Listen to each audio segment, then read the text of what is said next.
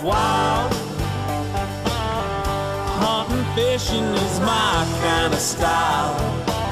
I float the Wainuchi when it gets hot. I'm proud of all the things that I've got.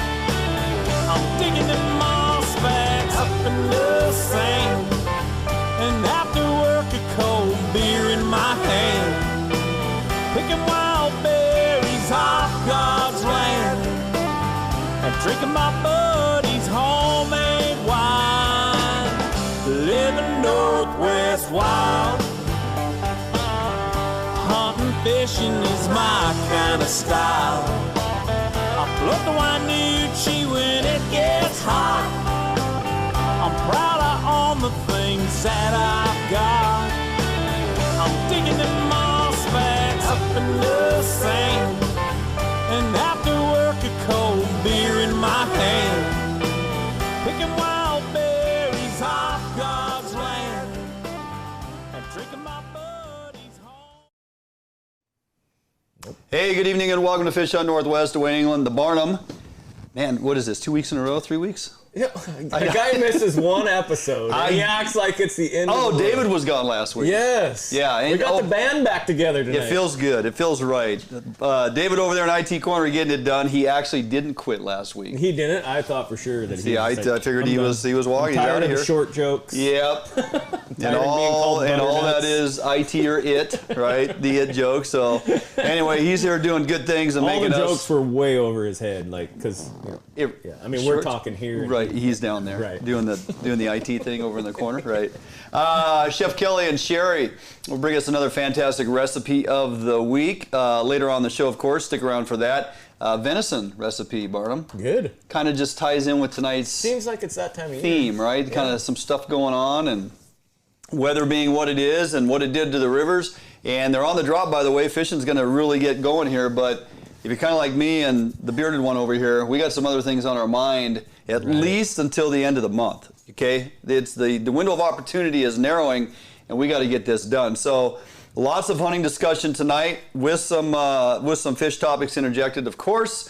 We'll get to all that later on in the show as we progress. Our in-studio guest this evening, none other than well-familiar friend and face, Tom Ryle, WDFW Marketing Manager, and longtime friend, Steve Kramer, Kramer Tackle. A lot of you know him. He is throughout this Thurston County region and the state of Washington, for crying out loud. I mean, if he's not wearing a goofy costume and pushing a massive cheeseburger in the front of the camera lens, he's out killing Blacktail with a shotgun, and he's got a record I would dare say, Barnum, rivals anybody's I think so. ability to compete with when it comes to shotgunning for blacktail. So really good information coming out tonight. Shotgunning for blacktail, when to use scent or don't, can you rattle them in, is calling worth its time or weight in gold? There's so much information to cipher through on these blacktail. If you spend any time at all hunting them, you're going to either have an absolute love and or hate relationship with them, right? So this is a huge show tonight because right now, in my opinion, it's prime time. Yeah. It's October 24th. Yep. Up until the end of the season, Halloween night. I mean, now is the time. Bucks are out cruising. They're finding the first does of the season. Yep. This is the time where there's most acceptable to calls, to, making that mistake early in the morning, late in the afternoon. I mean, this is it. This is it. These guests tonight are going to give you an edge over 90% of hunters that are in the woods. So you better be paying attention because it's going to be some information you're not going to get anywhere else. Before we get too far along, I want to remind everybody, Fish on Northwest is presented by Better Homes and Gardens Pacific Commons, located in Puyallup, Washington. And we're also going to remind you, hey, if you're viewing us on Facebook, do us a huge favor this evening. Jump over to our YouTube channel. Give us a subscribe. We got almost 4,000 people in the last 6 months jumping on our Facebook page now, Barnum. I need all them folks to get over there to our YouTube channel and subscribe. Doesn't cost you anything. Hit the icon, subscribe to our channel. You'll never miss an episode, a how-to video, cooking episode, all this stuff also navigates over to YouTube, and you can watch it there on your TV. So with that, follow us week in and week out daily on our Facebook page. Barnum, we've been posting up, again, more information throughout the week. Some of it we're going to cover here this evening, but stay interactive with us throughout the week via Facebook, because that's where we basically continue to interact with folks. Post your pictures. We've been receiving a lot of good fishing photos. The hunting photos are starting to come in. You guys are out there getting stuff done, and we like to experience that with you, interact with you, and the dialogue. And of course, I want to remind everybody, we just launched our hunting series of a lot of our wares, our t-shirts, our hoodies, our long sleeve tees like you're wearing tonight. Like I'm wearing right here. Oh yeah, you gonna turn around and model that? Yeah, look at that elk, huh? It's nice. Yeah, it's very nice.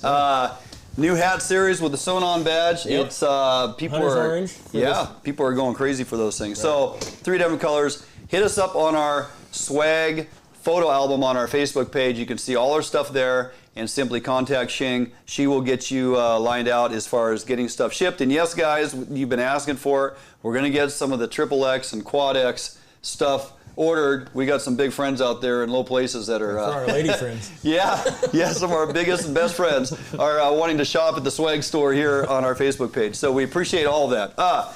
Okay, as we roll into this thing, Barnum, you and Berkeley got out this morning, chasing Blacktail. Yeah, we went out, quick little hike, kind of around the house this morning, jumped the Donathon. That was about the excitement on that.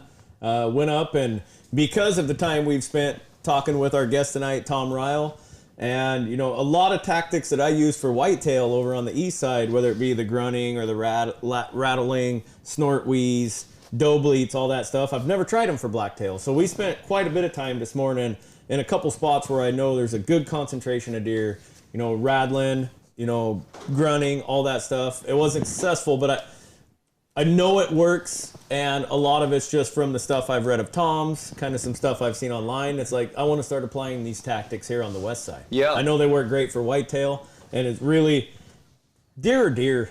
They do deer things. They do deer things. Right.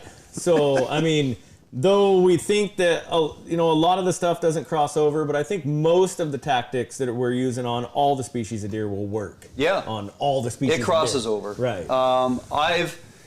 You and I have talked extensively about blacktail, whitetail, mule deer, patterns, their behavior, how they communicate. Right. There's a lot of similarities that cross over. Definitely, right? So...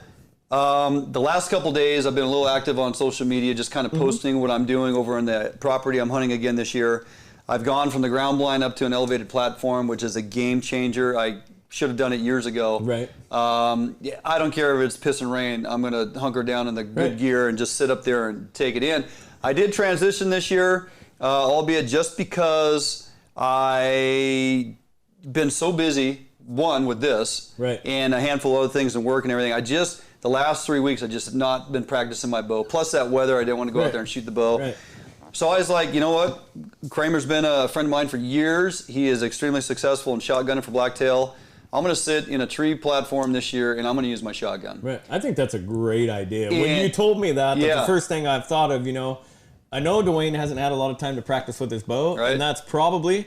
being that it's rifle season, being that it's, you can do it, it's like, that's a really smart move. Well, with the multi-season tag, too, it's an option. And we've gone over that, maximize your opportunity. If you land that multi-season tag, here is an opportunity during rifle season. I can use whatever, rifle or below. Now, I'm on 20 acres, 15 huntable. Right. But the border of that entire property, there's, it's surrounded by homes out there through the woods somewhere. The thought of not practicing my bow, getting off a shot, and not having it executed as good as I wanted to, something goes wrong, and that deer lands on an adjoining property, I don't even want to go down that road. Right. I've knocked on doors and asked for permissions. It doesn't always turn out favorably. No. They don't want to have that conversation that, oh my God, you're killing deer? Right. I just don't even want to deal with that. So I'm not on 400 acres. I'm not where I can stick a deer, and if it's not an ideal shot that's going to travel for half mile or a mile, I have to just, track that deer. Right. I'm on a small area that I want to make sure I get the job done and make sure the animal doesn't suffer. So I'm like, okay, shotgun. So I went out, patterned my shotgun. I shot double-aught buck, and I've been shooting slugs, and I like the accuracy with the slug. Now keep in mind, I'm about shooting 25, 30 yards because in the area I'm hunting, that's all I would expect to have to do.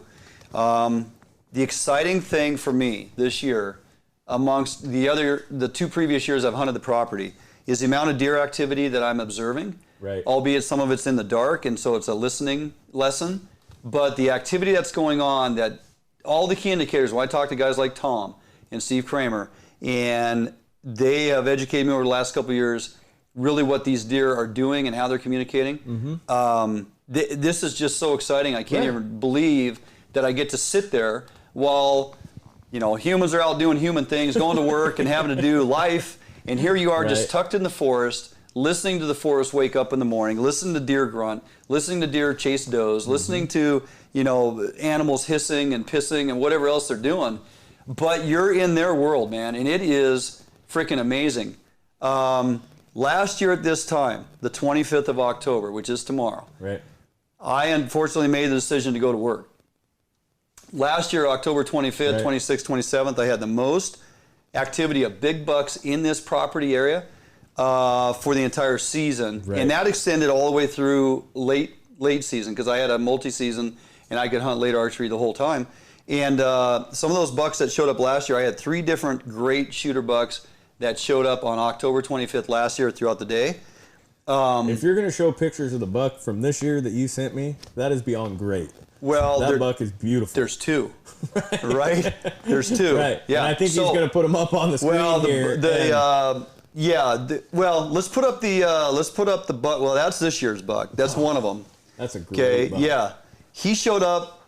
I'll tell you what. He showed up like Saturday, last Saturday, and I hunted Monday evening.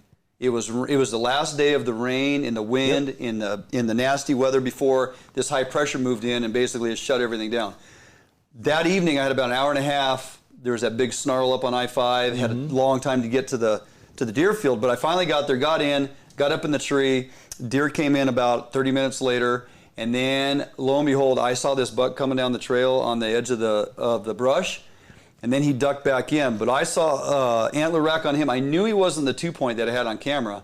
I couldn't wait to get home to see what I had on camera, because I'm going, that guy is new. And that's the dude that came walking in that evening. And I was like, oh my God. And then there's another one that showed up 2 days ago. That guy there, see how much taller he is? That's a different buck. His basket is much taller, and especially in the back tines. Those things are going way up. So he's the same. He is one of the bucks that was there last year. But look at the neck and look at the body mass on him. Much deeper forks in that one. Yeah, much taller. The other one's kind of shorter and squattier. But the last 2 days that I've been there, in the dusk of the evening yesterday and this morning in the dark of the morning, thrashing around the brush, grunting, chasing does. I mean, just really getting with it, because tomorrow's the 25th, man. It's prime time. So we've talked about this, me and you've talked about this a lot, and I think it's important that viewers understand this, is you can judge your rut, like Tom has talked about on the show before. If you can know when fawns are dropping, you can go back to 205 days and know exactly when peak rut on your piece of property or the clear cut or the area that you're hunting. And it's important that through a lot of deer studies and stuff that have been done at universities, that people understand that when it comes to when a fawn becomes mature and it leaves its mom. So most your buck fawns will travel at least a mile and leave the area. That's the way nature's set it up to stop interbreeding. Right. But most of your doe fawns will only travel half a mile, most of the times even less. So you get these little family groups, these little core groups of does, and they figured out now that the estrus cycle of that doe is passed on from generation to generation to generation. So you get these little pockets of estrus activity that's all happening at the same time. So if you go in as a hunter and see a great buck following a doe, let's say on October 24th, 2016, you can almost bet 2017, 2018, 2019, right around that same 24-hour period, you can go back to that same spot and expect the rut activity to be similar as it was when you harvested that buck. Within a 24, 36-hour window, right? So that's why I'm pretty amped up about tomorrow, the 25th. Not to mention we got a slight, not as much as we'd like to see, but we do have a slight weather change coming in. We got a little bit of rain pushing in, going to have some wind tomorrow, 10 to 15, sustained out of the west-southwest. I mean, this is what we do. Much like fishing, hunting is no different, man. You check your weather pattern, even more so. I check weather way more for hunting than I do for, I mean, ocean trips, maybe right. But hunting, it's all wind direction, it's precipitation, it's barometric pressure, it's all of those. I'm excited about the fact of the activity I've had the last couple of days that tells me, especially this morning with the tending grunts and the thing, you know, they're just on the move. That buck was hot on that doe. We're right in that window, and it's 1 year later. It's, you know, a little bit of weather disturbance coming in.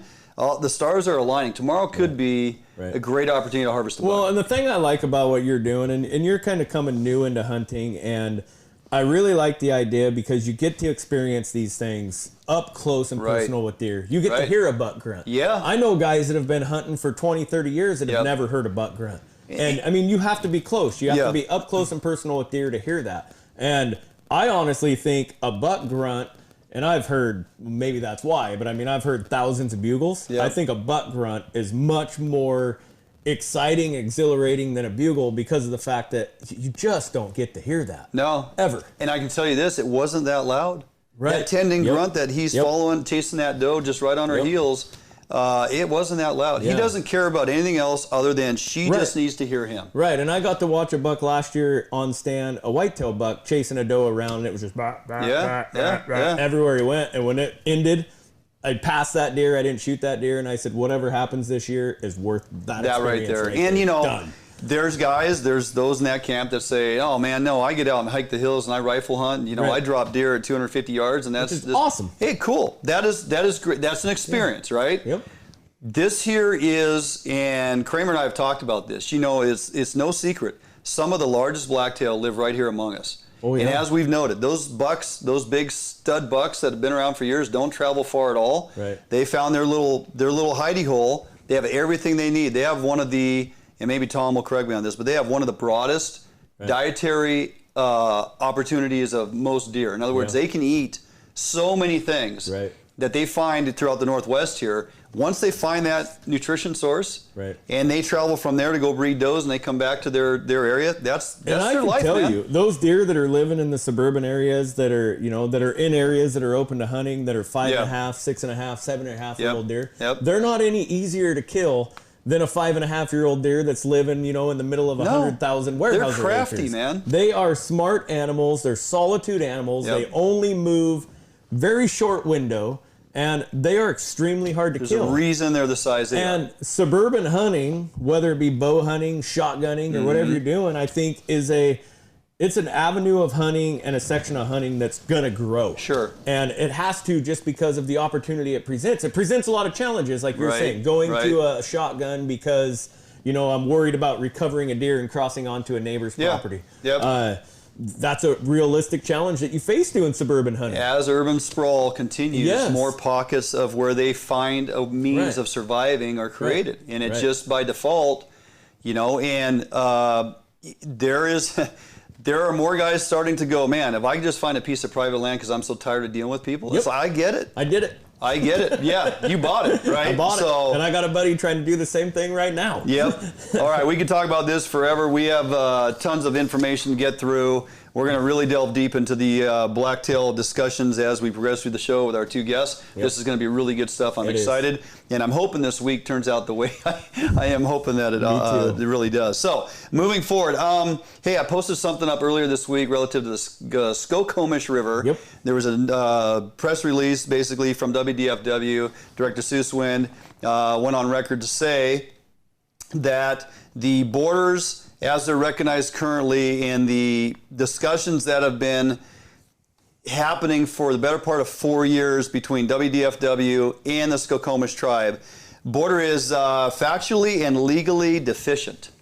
So back in 2016, the Skokomish pushed back to WDFW stating, we believe that this line is drawn here, which is in regards to the boundary of our reservation, which is the lower 3.5 miles of the Skokomish River where it drains out into the salt. For years, anglers had access to that through Hunter Farms, that whole side of the river. Skok tribe is on the other side. Not a place that I would frequent just because the blatant disregard for sportsmanship. Okay. Lots of snagging and flossing, 15-foot leaders, little piece of purple yarn, and just hooking fish, dragging them in upside down, backwards, and everything else. Right. WDFW didn't do a lot about it for years and finally started issuing citations and stuff. You would go down there would literally be guys standing on ladders that they would put in the water and going, over there's like 6 fish over there. And guys, oh yeah, it got completely sideways. Wow. So It's creative. the year before it was shut down to recreational fishing, WDFW instilled some regulations that allowed from a boundary marker upriver to this marker, bobber and bait fishing. Right, only. we've talked about that. Okay. Right. Extremely successful for the would-be true sportsman or angler, right? Folks that got to do that fishery loved it because those fish in that river are phenomenal biters. Right. They flat are great egg biters. They're in great shape. They're literally right out of the salt water.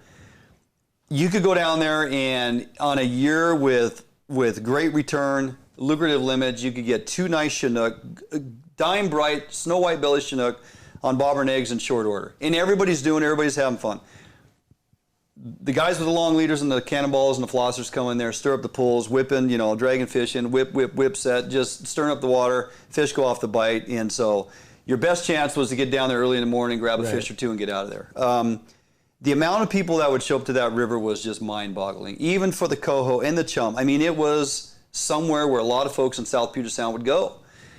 The Skokes pushed back after that year of successful bobber and egg fishing, and it got tied up in litigation. They basically said if recreational anglers are going to enter the waters, they'll be arrested by our enforcement. WDFW was not in a position to forward persons' representation. They basically said, we can't fight this right now. This would bury us in the courts. We don't have the information to back up anything. Right. We have to do our due diligence, our research, and come back with a successful agreement. So they had to close the river. And at the time, I wasn't pissed off because I didn't get to fish the river. I was pissed off because now it just means more pressure on other rivers, like the Nisqually, and just, it takes the masses of people and once again forces them into a smaller area. So I was like, geez, man, can't, WDFW pull their head out and get this done? Well, it's because it's taken time. The legalities of this are deep. And the article and Director Seuss one is quoted several times. Basically, they had to dig back into, historical value here. We're talking like treaty rights that were established and written by President Grant, established the borders of the reservation via executive order. It states, the present reservation lies on the north side of the river extending from the mouth about 3.5 miles upriver. Okay.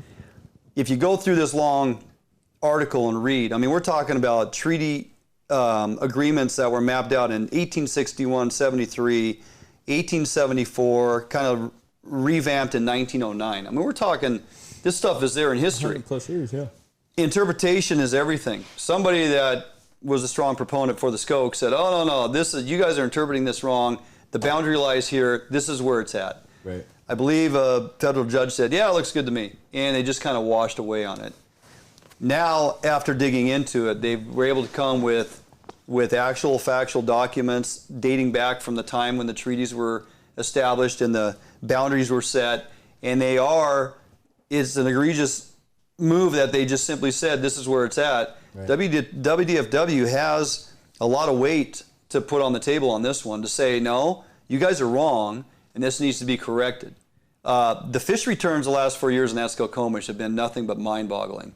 The Skokomish tribe has benefited greatly from the amounts of fish produced out of that hatchery system in the realm of Chinook especially, as they've reintroduced sockeye. The coho runs are strong, the chum is strong. They fish it out in Hood Canal, and they fish in river to harvest commercially, and they get a ton of fish. Now, there is an agreement. The Skokes are involved in running the hatchery programs. I get all that. The money's come from the states and the feds. The revamping of the hatcheries as they were up there by Lake Cushman, millions of federal dollars that went into that. Recreational anglers have been upset because we don't get opportunity. Some of the pushback on that has been, well, but you do get opportunity on those fish out in the salt as they transition around and come back into Hood Canal. Yeah, there is that, but you know what? Not everybody has a boat. Right, that's what I was going to say. So I'm curious to see where this will go. historically, this is the exact type of thing that the tribes can come together on and tie up north of Falcon to, a gnat's ass. They can basically hold WDFW hostage at north of Falcon versus settling this out of north of Falcon, right. Coming to an agreement, a realization that they're wrong, and make this correction separate from negotiating and setting season agendas, right? So, but that's not typically how they play. I'm hoping the tribal elders and those involved in fisheries management will make the sound decision and show true co-management and come together on this on like a sidebar, deal with this out of the courts or in the court, whatever you need to do, but take care of it before north of Falcon and come to an agreement. Right. We're talking access for recreational anglers to have the opportunity to go after fish that the state produces.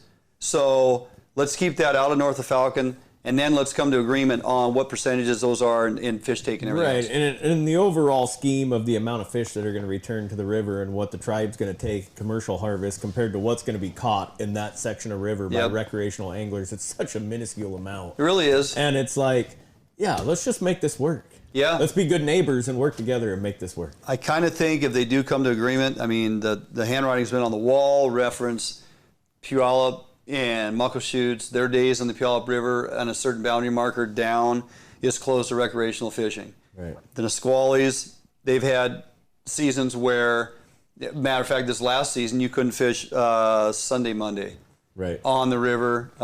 They qualify that as gear conflicts. Right. Because of historically, the recreational anglers haven't been all that nice to the tribal fishermen, to be quite honest, and there's been issues. So they've exercised the right to recognize gear conflict. These are our days of commercial netting. These are your recreational days. It's typically a 3 and 4 split or a 5 and 2. Right. If we are successful in getting the Skokomish back for recreational fishing, I believe you'll probably have to, have that resolved, meet some type of agreement in that regard. Right. I don't see it going any other way. But more to come on that. Hopefully WDFW and the co-managers, Skokomish tribe, are able to come up with a resolution to get this done. So, something else that kind of caught some attention here yesterday, Barnum, big game forever, yeah. A little Grizzly Controversy. I stirred up a little controversy online. I like to do that now and then. You're pretty good at it. That one grabbed the attention of a handful of folks, right. And some good dialogue on there. Yeah, some great Are dialogue. Grizzlies an apex predator? Right. Some would say no, some would say yes. Right. I guess it depends on what you consider to be an apex predator. Right. So the nuts and bolts of this thing are Grizzlies are coming back to the right, it's going to happen. landscape. And so I did some background research on this story today, and you see, and this is where I think some of the confusion comes from. You see all this stuff online, and it pops up on your news feed as you're scrolling through, and you're like, wow, that's interesting. I want to share that. And to a little bit of maybe me not having as much time as I'd like to, I probably shared that a little too early as I went, did a little research after the fact. But that story's about a year old. Okay. That bear was actually trapped last year, and I don't know if they collared it or what. The story's not really specific, but the story came out from last year. But that was a grizzly bear that was caught, west of the Pend Oreille River. So if you're unfamiliar with Washington, northeast Washington, the Pend Oreille River runs south actually to north, one of the only rivers in the country that flows north. Right. And it's just across the Idaho border into Washington. Right. And this bear was actually trapped over there and collared or whatever they did to it in that area. So it just goes to show, though, that the recovery of grizzly bears in Idaho, in Montana, in the Northern Rockies is now going to bleed over and come into Washington State. Yeah. And so the question I asked at this time was another apex predator, which caused a little bit of controversy, but an ESA listed predator, which was more what I was trying to get at. Right. How, as a wildlife manager, when you're put in this tricky situation of we have ungulate herds that we have to protect, and let's be specific on protecting like the mountain caribou, which we ended up losing. They're gone. And so how do you as a wildlife manager protect these predators, and we'll talk about the grizzly side of it more, but the wolf, the grizzly, how do we protect them as ESA listed, but also show the concern that we have for the ungulate herds? Yeah. Because there's going to be impact. Right. And sportsmen want ungulates, and sportsmen aren't so attractive. Predators don't really. More predators, sweet. More predators, you know. cool. So and that goes back, and I'm probably in the same boat. Predators are competition for us hunters, right? Yeah. And we don't want competition. No. We don't want other hunters. We don't want predators. We don't want competition at all. So it's a very tricky situation. And the question I was trying to put out in front of our viewers was, how as a wildlife manager, what policy would you enact that would not only help protect these ESA listed species so we can get them delisted so we can manage them, but at the same time, you know, help our ungulate populations? Yep. And it's a tough road to hoe. I mean, it is, but we had some had some people following our post get on there and say, whoa. Grizzlies are not apex predators. Right. And I don't want to put any assumption into anybody's mouth or anybody's idea. And I think what they were trying to get across there was that we can't think of a grizzly as a predator like we would a wolf or a cougar.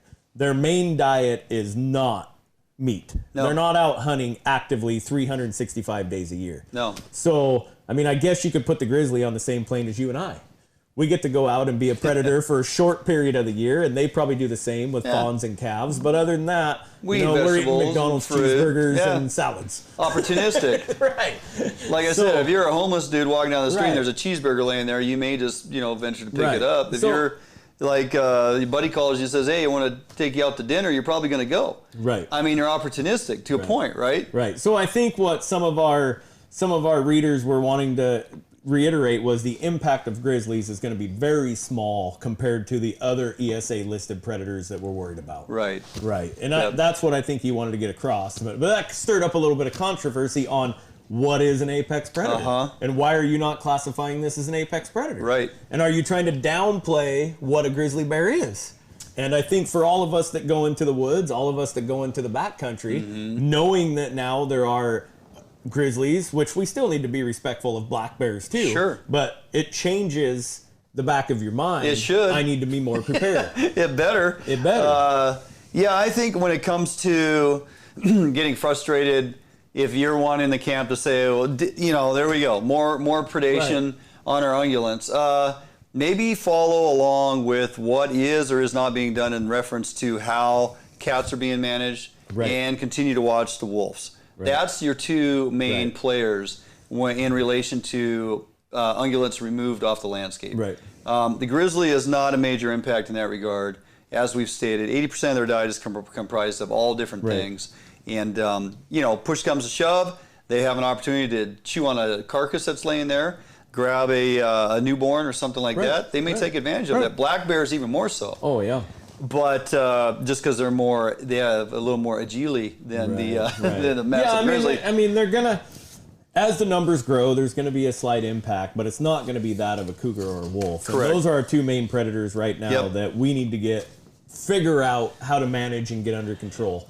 And hopefully that we're working towards that with the wolf management plan. Yep. And hopefully the state, and I really think they are, is working towards that on the cougar side of it. Well, as we mentioned last week, the recent commission meeting on the 18th and 19th, they heard information from in regards to some updated information on exactly how the cats are being managed, and in comparison with other states, they brought in information. I read a report on that. It didn't really delve into the nuts and bolts on it. Right. It just said the commission was made aware and they'll be making some decisions moving forward. That's the kind of stuff you want to pay attention to. Yep. Okay, what are they going to move forward with exactly? Does it change how we're currently managing mountain lions? And, God forbid, could it be the reintroduction of use of hounds? I mean, there's at some point, I know, at some point, something's got to change when they truly gauge the population that there truly exists, right? So before we jump out here for a break, Barn, we got some clam digs coming up. WDFW has done extensive work to get this out there in the face-off that we mentioned last week. Yeah. And Tom will also weigh in on this, but not just Long Beach, but Moclips and Mock Rocks. Right. All those beaches are open based on extensive efforts by WDFW to get out and get some digs done, bring the clams into the lab, make sure we got no toxins, everything's clean, good to go. October 26th is your first dig. We got 7 days in a row.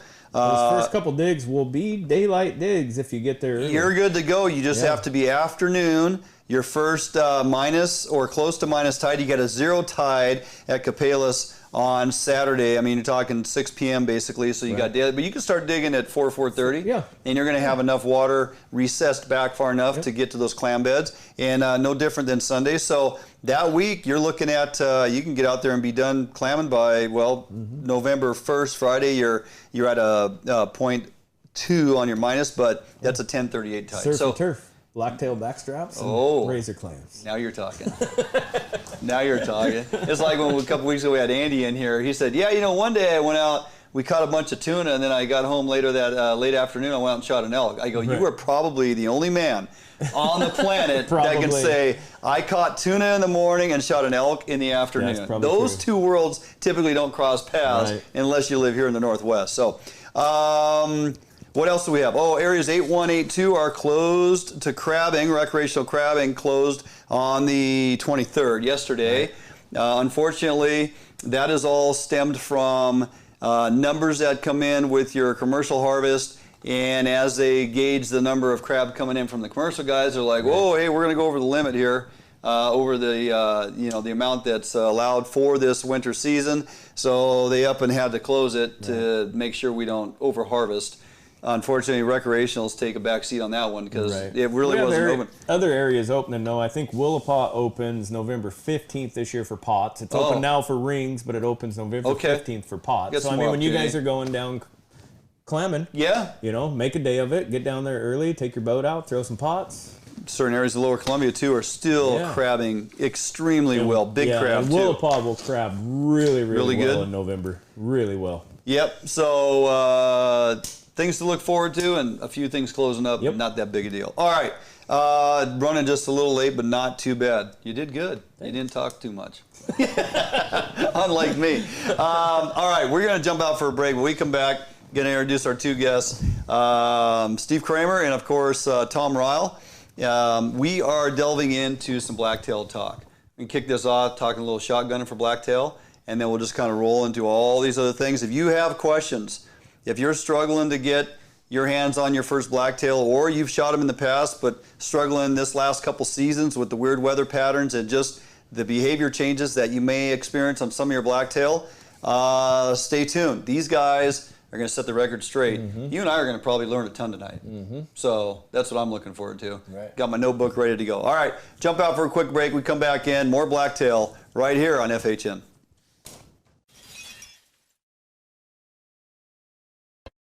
At Metal Supermarkets, we understand your need for fast access to a wide variety of metals, so we've made it easy.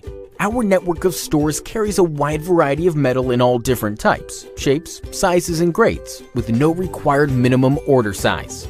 Who could ask for more? Simply tell us your dimensions online, on the phone, or in store, and we'll cut or process the metal to your desired size, often while you wait. We offer same-day service and can deliver the metal right to your door or job site. We even source hard-to-find metals, so no matter what you're looking for, Metal Supermarkets can provide it for you. And we're conveniently located with brick-and-mortar stores in Seattle and Portland, so you can check out our extensive stock for yourself. Superior customer service is guaranteed. Quality service from real people who know metal. We are the small quantity metal experts. To place an order, simply call a store to talk to one of our knowledgeable customer service representatives. Fill out a quote request online, order off of our e-commerce website, or visit one of our many locations and pick out the metal you want. Whether you're a small or large business, government, homeowner, or hobbyist, we make it easy for you to buy the exact metal and just the amount you need. We've been doing this for over 30 years, so we know how to get it done. Metal Supermarkets, the convenience stores for metal. Visit or call a Metal Supermarket store near you today.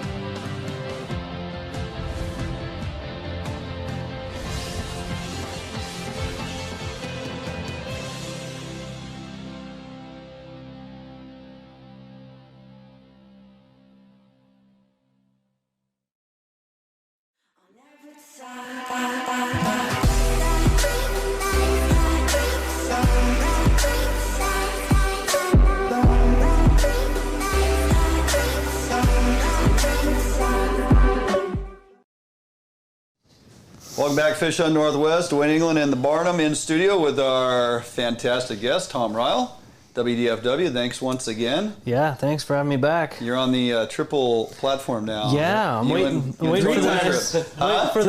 Three-timer. We're going to do like cigar jackets. Got to get to number 5. Gotta get to 5. Got to get to 5. After Get the green tonight, jacket. we've used you up. All right. Yeah. Longtime buddy Steve Kramer, Kramer Tackle. Right. Howdy. Beard How you doing? game on point. Game is on point since I was 13. It's a mess down there, I'm sure. We got some chicken in there.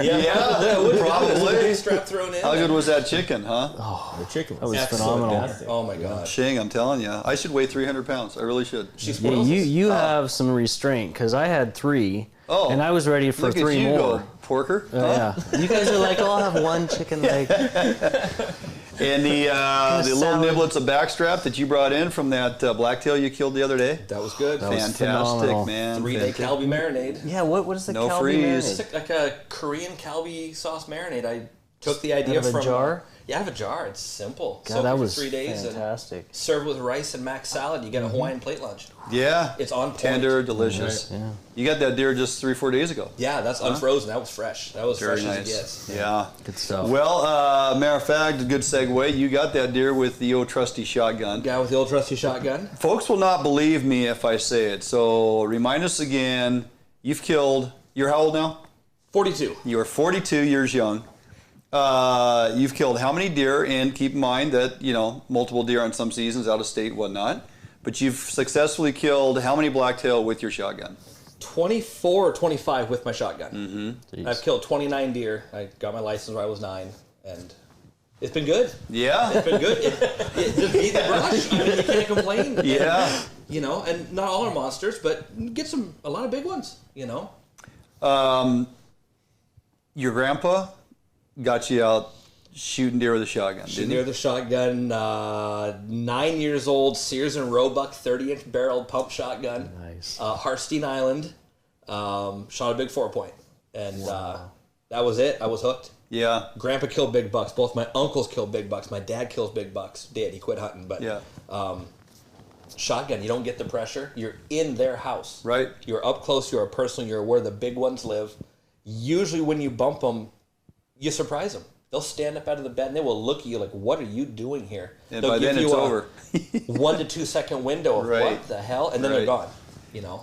And you've kind of gone back and forth on some years. I mean, you'll go slug or you'll go double aught. Totally depends on what I'm doing and where Right. I'm at. If I'm jump shooting in the thick stuff, it's buckshot. Yeah. Anything under 40 yards buckshot, it's done. Game over. Done. Mm-hmm.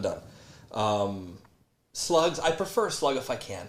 I'll use a rifled slug barrel with a scope. Yep. And I'm up to 150 yards with it. Are you really? Yeah, I'll shoot 150 Holy with them. cow. Hit 3-inch groups. If I can't Yeah. hit a 3-inch group, I'm not shooting that far, and that's where I can pattern it at. I like the old guns. I'm shooting Ithaca Deer Slayer. I like old. I like classic. Is that right? Yeah, I love with a scope. With a scope, 2 to 7 power Leupold on it, and just depends what you're doing. If you're shooting them out of their beds, or you're shooting in the brush, a good rainy day, buckshot. Everything you're gonna get to 20 yards and less. Yeah. If like today in this weather, I'll stay on a runway, or I will just tiptoe down some old grades if I can be quiet, Mm-hmm. and that's where I want a slug gun. Right. That's where I want. I need to have some range. You might have one cross a grade at 60 yards in front of you. Yeah. You need to be able to reach out. Sure. I've bumped bucks walking out that are giants, and I got buckshot in. He's at 50 yards. I won't take the shot. No. I just won't take it. Yeah. 40 is my max, and that's with the tight choke. I prefer 25 to 30, and it's game over. Yeah. So, Buckshot gets it done. really gets it done. I'm looking forward to what you can do with the slug this week. Well, we'll see. The stars are aligning. I'm getting kind of excited. But and we kind of had the discussion before the show talking about buckshot versus a slug.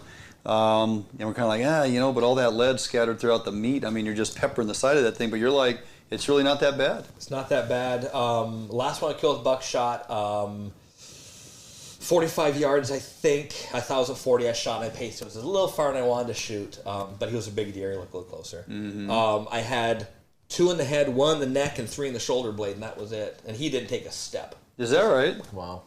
So you have 18 pellets, and I'm not a big gun nut. I think they're 32 or 35 caliber, but 3.5-inch double-out buck. You have 18 pellets coming through the air in a swath about that wide at 30-some yards. It's It's done. Yeah. Doesn't cause bloodshot. Nothing like you'd expect. Not like a rifle. It's not a high impact. They're slow moving. Yeah, so like the very slug small I'm wounds. shooting is 1250 a second. You hit anything solid, it makes a mess. Like if you hit a shoulder blade, that's I'm sure. and it doesn't. It The doesn't. foot pounds behind it. Yeah, it's like dropping a Honda Civic on one. It's same foot pounds as a small subcompact car. Yeah. Yeah. And it seldom goes through them. Right. This last one I shot it was sleeping. I shot it at 12 yards. Head down sleeping. Just the other day. Yeah, just the other day. Yeah. One we just ate tonight. Yep. I hit high shoulder on him, and the weird thing was there wasn't even a bruise on this shoulder. There wasn't. There was nothing in this shoulder. It hit this shoulder, exploded, and went through the body cavity. The innards were just a mess. I mean, it gut shot it. No But kidding. my shot high shoulder and it was broadside. Huh. I've never seen a slug behave like that. It got JFK'd. It came in and did some weird stuff. It's a magic bullet. It is, but You sure there wasn't some other guy shooting the same time as you Yeah, over the same grassy time. knoll? Nope. Right? Second No. shooter theory? Easter bunny on the grassy Yeah, knoll. there you go. Easter bunny on the Yeah, grassy that's what knoll. happened. Yeah, with a Yeah, gun. you'd almost expect that on a buck standing up that moved, Yep. Because they've seen that even with arrows where, Oh. They react. yeah, you'll see an arrow go sideways through an animal where it's, that Right. animal's cocked and ready to roll, Yep. and then arrow hits and it pivots. But a bedded deer is stationary, right? And it's not moving or twisting. Exactly. So that's pretty amazing. Interesting. Yeah. I have no explanation for it. I have none, except for the mess it made. I find it interesting when you talk blacktail and you talk shotgun. Everybody assumes you're hunting one of the islands. I'm not. That is, I mean, Occasionally. that's- I have as been I known start to. mentioning this to people, that's the instant response. Oh, you must be hunting one of the islands, because I mean that's the staple. That's the go archery or shotgun, right? And a lot of guys are toting shotguns out there on the islands because it's so damn successful. But this area, you convinced me years ago when we were talking about hunting deer out here in Thurston County area, and all these little pockets of forest that are, urban sprawl is kind of surrounded around. Some of these some of the funniest stuff I get going is, you get bored in the tree stand or the deer blind, so you get on your phone. I don't know what guys did back in the 30s and 40s, but They pay a lot more attention. yeah, to they it. actually were hunting, right? I don't know how many times I went like this. Yeah. Oh, Jesus. Yeah. Just like Hope they didn't this. see that, right? Yep. Right. And then everything freaking Kelly's up there, looks selfie. Oh yeah. Look at this buck. Look at this buck. I'm gonna shoot him down. What the hell was I even talking about? Now you got me all off. Local areas, shotgun, yeah. Thurston So County. The ability just to get into these small areas and find some of these bigger bucks, and I'm like, you'll hit me up on a message, hey, how's it going? Pretty slow, or I'll put something out on Facebook or whatever because people are asking, and I'll post a picture of the area I'm hunting, or just show them the swamp that I'm in or the structure, whatever. And like my UPS guy, David, the other day pops up there. Meanwhile, in the city, the deer are doing just fine. And here's this, donger of a buck just headed down to somebody's yard, right? Or walking in front of a mailbox or whatever. And you see those guys around here all the time, Steve. You probably send me more photos of deer in the urban environment, walking down the street, middle of the day, parking lot at the shopping center at 12 noon. And you're like, look at the neck on this guy. How are your deer not in the rut? And Tom, maybe you can speak a little bit about this. And this is the point of this entire why I went down this little road here is these bucks can be a half mile apart and just be stupid drunk in the rut, as you put it, out there, public streets, 1 in the afternoon, walking amongst children on the playground. And I can be in the woods, in a swamp where I know there's bucks around, and I don't see one all day long. And they're only a half a mile apart. Why? Yeah. Well, and we talked about this. I think there's a lot of things, and you think of herds like elk herds. It's a group of 20 animals, and they're all moving up over the ridge, and they drop down into a valley, and they kind of move as a herd. Well, elk or deer, especially blacktails in these urban areas, they're sort of, think of them as like mini micro ecosystems and pockets, right? So you've got little dynamics in different areas, and biologically, as we were talking, these animals come into Estrus at the same time every year, and when you have different sort of subpopulations of deer in certain areas, some will be at different stages. As we, think of the rut like a bell curve, right? Right. So it's going to ramp, and to me, the rut begins really the day a buck rubs its velvet off, because now that animal's a different animal. Barnum's always said that too. Yeah. It's absolutely true, and I've patterned this stuff, and I've spent a lot of time studying it, and you watch what they do and their behavior, and they go nocturnal and they do all these things, all of that is ramping up to where we're at right now. This last week in October is money because we're at the peak of the pre-rut. We do have animals breeding now, more so than I've typically seen this point in October. This early? Yeah. And I'm only saying that because I've seen some of the social posts of actual bucks mounting does in broad daylight in somebody's backyard or whatever. So get the children inside. They don't need to see this. So for a doe for a doe to stand and let a buck breed, that deer's an estrus, right? Yeah. So that's proof, right? I save all those posts because I want to keep track of where these deer, and time. Absolutely. Dates and times, right? So you get that, and so as those doe groups, those doe populations, they're resident. They don't move. Bucks make the circuit, right? And so Scott Haugen and I used to talk about this. He saw a buck, and I thought he said it was like 5 miles, and it was a unique buck. Had it on camera. And had it on another camera 5 miles apart. No kidding. And typically blacktails don't travel like that, but they will during the seeking phase of the rut, which is right now, which is that pre-rut frenzy. They're amped up and they are searching for receptive does. What they'll do is they'll stay downwind of the bedding areas, downwind of trail networks and doe feed areas to stay efficient, and they'll scent check them. So as the wind's coming, they're cruising by.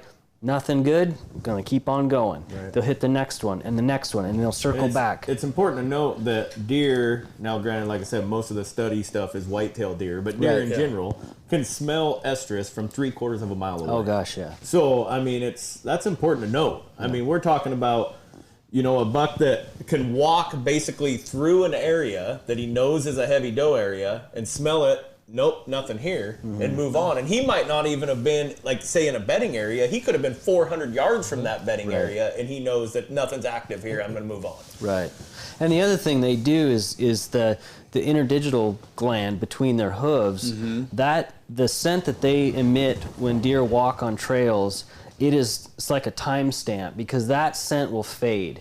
And so when a buck hits a trail and scent checks it, he's checking the age of when that deer walked over that trail. Crazy. So they know if it was 10 minutes ago, 5 minutes ago, or 5 hours ago. Right. And so that I use in my scent drag strategies around scent.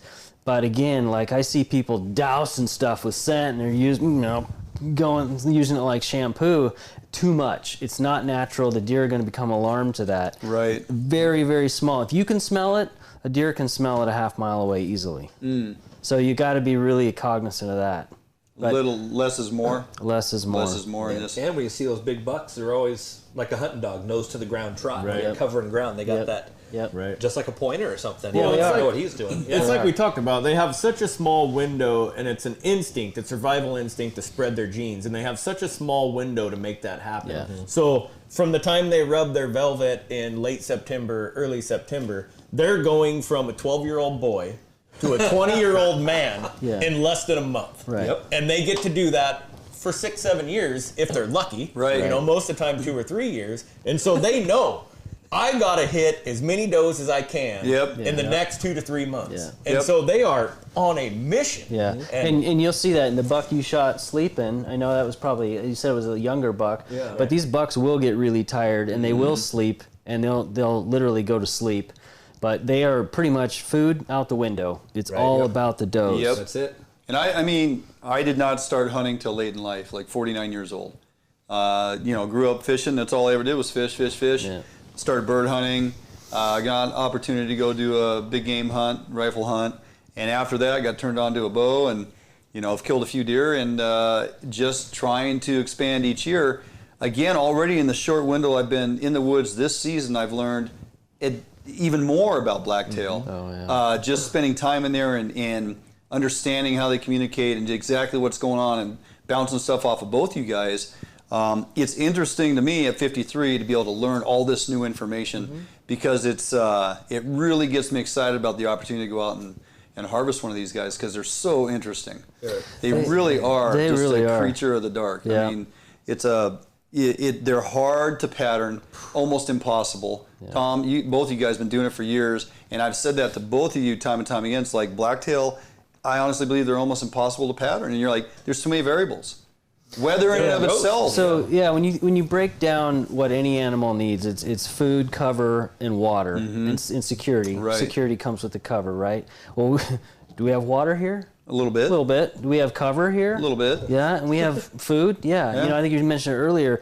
We've got like just literally a plethora of different species of food that deer eat, and they prefer at different times of the year. So, and we have that all mixed together. It's not like you go to the east side of the mountains and all of a sudden you change to ponderosa pine and sage.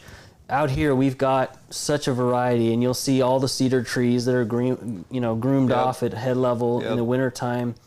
That's where I find a lot of sheds, in fact, because I key in on those cedars because deer have food and cover, and thermal cover and snow cover, if it's snowing. Under those cedars, But yeah, these deer are very, I don't know, they get under your skin. Steve and I were talking about that, and I love elk hunting. I love bugling elk, probably more than anything, but there's just nothing like being in the Blacktail woods. Nothing compares to a blacktail. Yeah. It's just the challenge. It's the best chess game you've ever played. Yes, mystical creature. And it is a chess game. Well, and I think it comes with just hunting mature deer.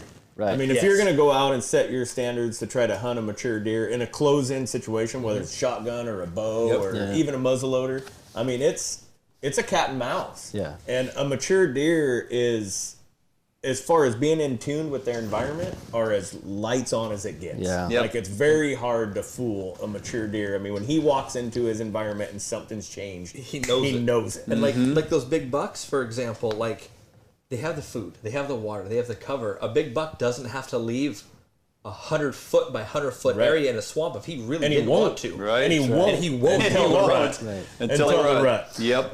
There's a buck within 5 miles of here that I hunted that he was sleeping on a cattail island in the middle of a beaver pond.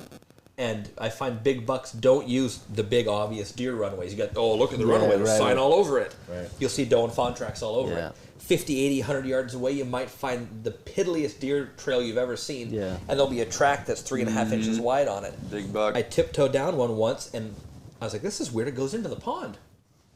40 yards offshore, maybe, is a little cattail island, like a little peat boggy thing. And I just see a set of horns laying down right in the morning. Unbelievable. And I was like, sleeping on it. Huh. So I hunted that and put a camera on. I get him coming and going. He would never come out during the day. Never got him, even during the rut, never got him during the day. There was a study, I wish I had pulled it up before I came, I didn't think about it, but down in Oregon State, I think they did a study years ago, back in maybe the early 90s, mid-90s, about the nocturnal patterns of blacktail once they rub velvet, and like they collared all these deer, and it was ridiculous. Like the amount of time that they were active during daylight outside the rut was... almost non-existent. No. Yeah. So, they're unbelievable. It's crazy.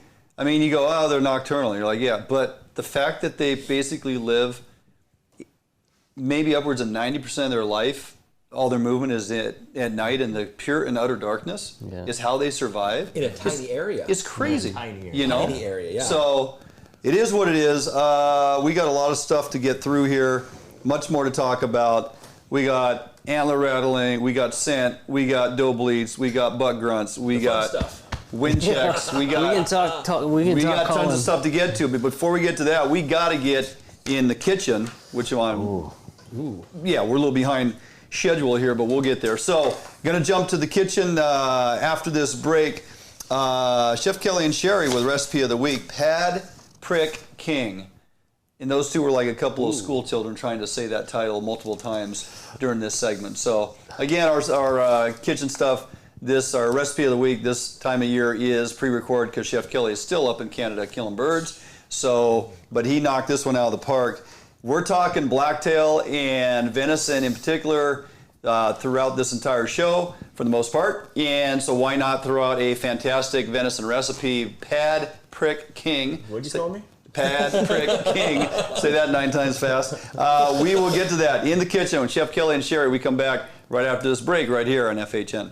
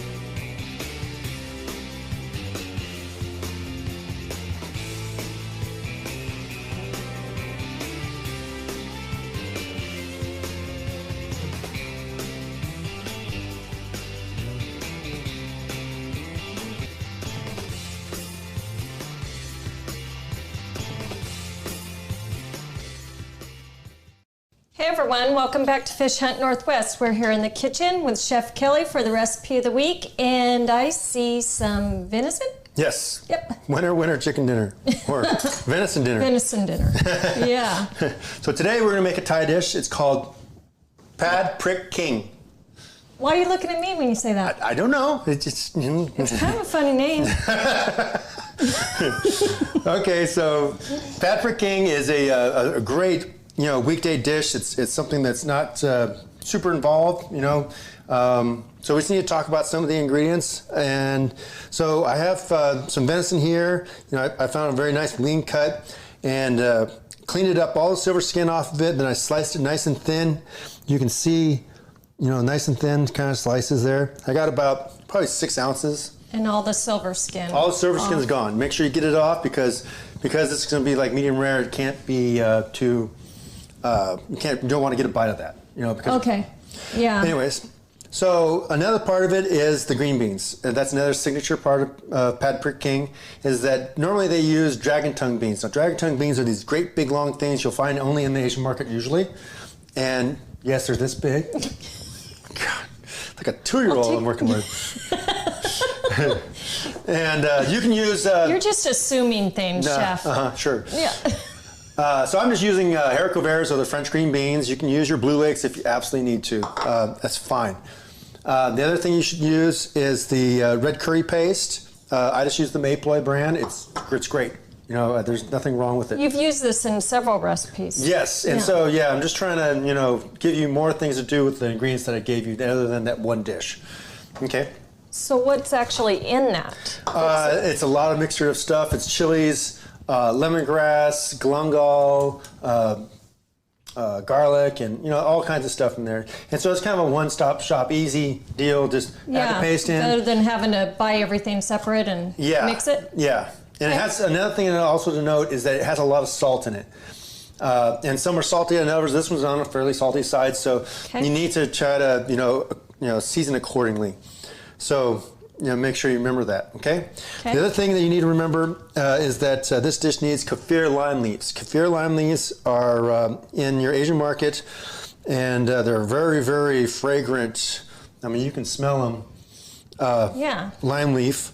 They're not, like, you don't want to bite into this and think that's edible. Just, you want to flavor your stuff, but you don't want to eat it, okay? So like bay leaves. Exactly. Just like a bay leaf, you would treat it just like that. Okay. And of course, fish sauce is a signature Thai ingredient. That's not the beer that you offer to Dwayne. Shh. So let's make up all of our stuff together so that it's ready to go. So I'm going to take about a tablespoon and a half. Yeah, about a tablespoon and a half of our red curry paste. Okay. About a tablespoon of brown sugar. This dish needs to, let's say a tablespoon and a half. This dish has a little bit of sweetness to it to kind of counteract the big, powerful flavors and its saltiness of the curry paste. Okay. About a tablespoon of garlic. I say that's an awful lot of ginger. Yeah, I know. Yeah. Can handle that much garlic. Then our fish sauce, we're going to do about a tablespoon. Oh, yeah, it's exact. I know. Do exact amounts. Yes, I know. Yeah. Okay, so now we have our spice mixture all ready to go. Get off of there. And I guess you could what? Throw that in as you go. You could. You don't have to mix it. Yeah, but I just like to have it all in one shot. Okay. Okay, so now we have our pan, our sauce mix here. We have our pan nice and hot right here. Get a good amount of oil. Let's say 2 tablespoons. Okay. Okay. And then we're going to kind of spread it out on the pan. So you could use any kind of steak type thing. I believe that's a deer roast. Yeah. Yeah.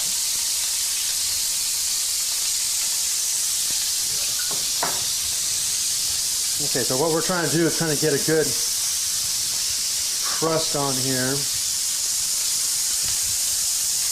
So spread it out.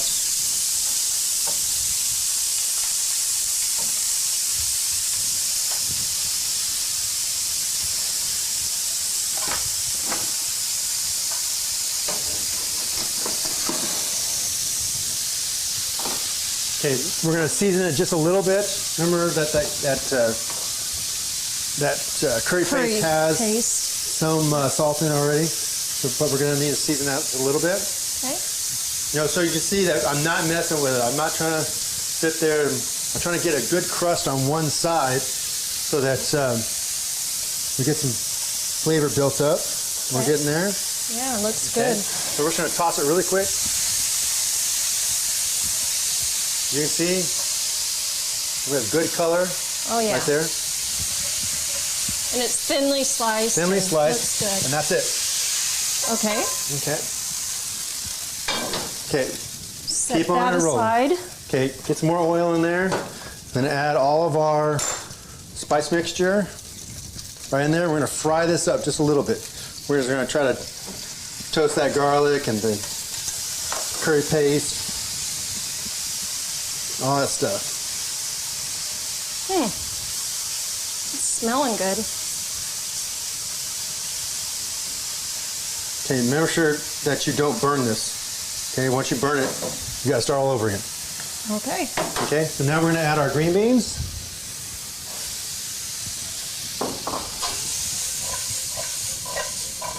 Toss, toss, toss. Wow, that looks excellent. Add a little bit of water. I'd probably say like 1/4 cup of water. Okay. I have to steam those. And let that steam away. So just make sure you kind of watch it though, because it can burn. So if it dries out too much, that it will burn. So kind of keep an eye on it. But we need those green beans cooked. Okay. Oh, and also we're going to toss in right now our kaffir lime leaves before, while it's simmering. While it's simmering away. Wow. So yeah. Okay. Well, I guess while you throw those in, I can throw it back to you guys in the studio. All right, welcome back in studio. That is the first part of that particular recipe, and let me tell you, because we ate it already, pretty amazing what you can do with some good venison. Oh yeah. I think I got that from you, Barnum. If I'm not mistaken. Venison? Yeah, I think Probably. so. I think it was whitetail actually. Yeah, probably. Yeah, delicious. All right, we are going to jump out for a quick break. We come back, we are going to start delving into it. Let's go down the path of scents. Okay. Some do, some don't. Kramer, you never scent. You just frickin' run and gun. I run and gun. I jump shoot. Yep. I don't. You're the scientist on that stuff. That's not my wheelhouse. Blacktail are like mallards on a pond for you. So It's quick and fast. Yeah, jump shooting too. Oh yeah. Fun. And then there are those in the camp, Tom, that from time to time, when it's appropriate or when it may be a game changer, there is an appropriate way to go about scenting, and you can definitely over scent. And there's a lot of misconceptions, and there's a lot of things on the market. Do you block scent? Do you spray scent? Do you drop deer estrus? I mean, there's a lot of options, right? Yeah. So we're going to kind of break down the science behind that, where you're wasting your money and maybe where it pays off in dividends. We'll do that with Tom Ryle, Steve Kramer. We come back right here on FHN.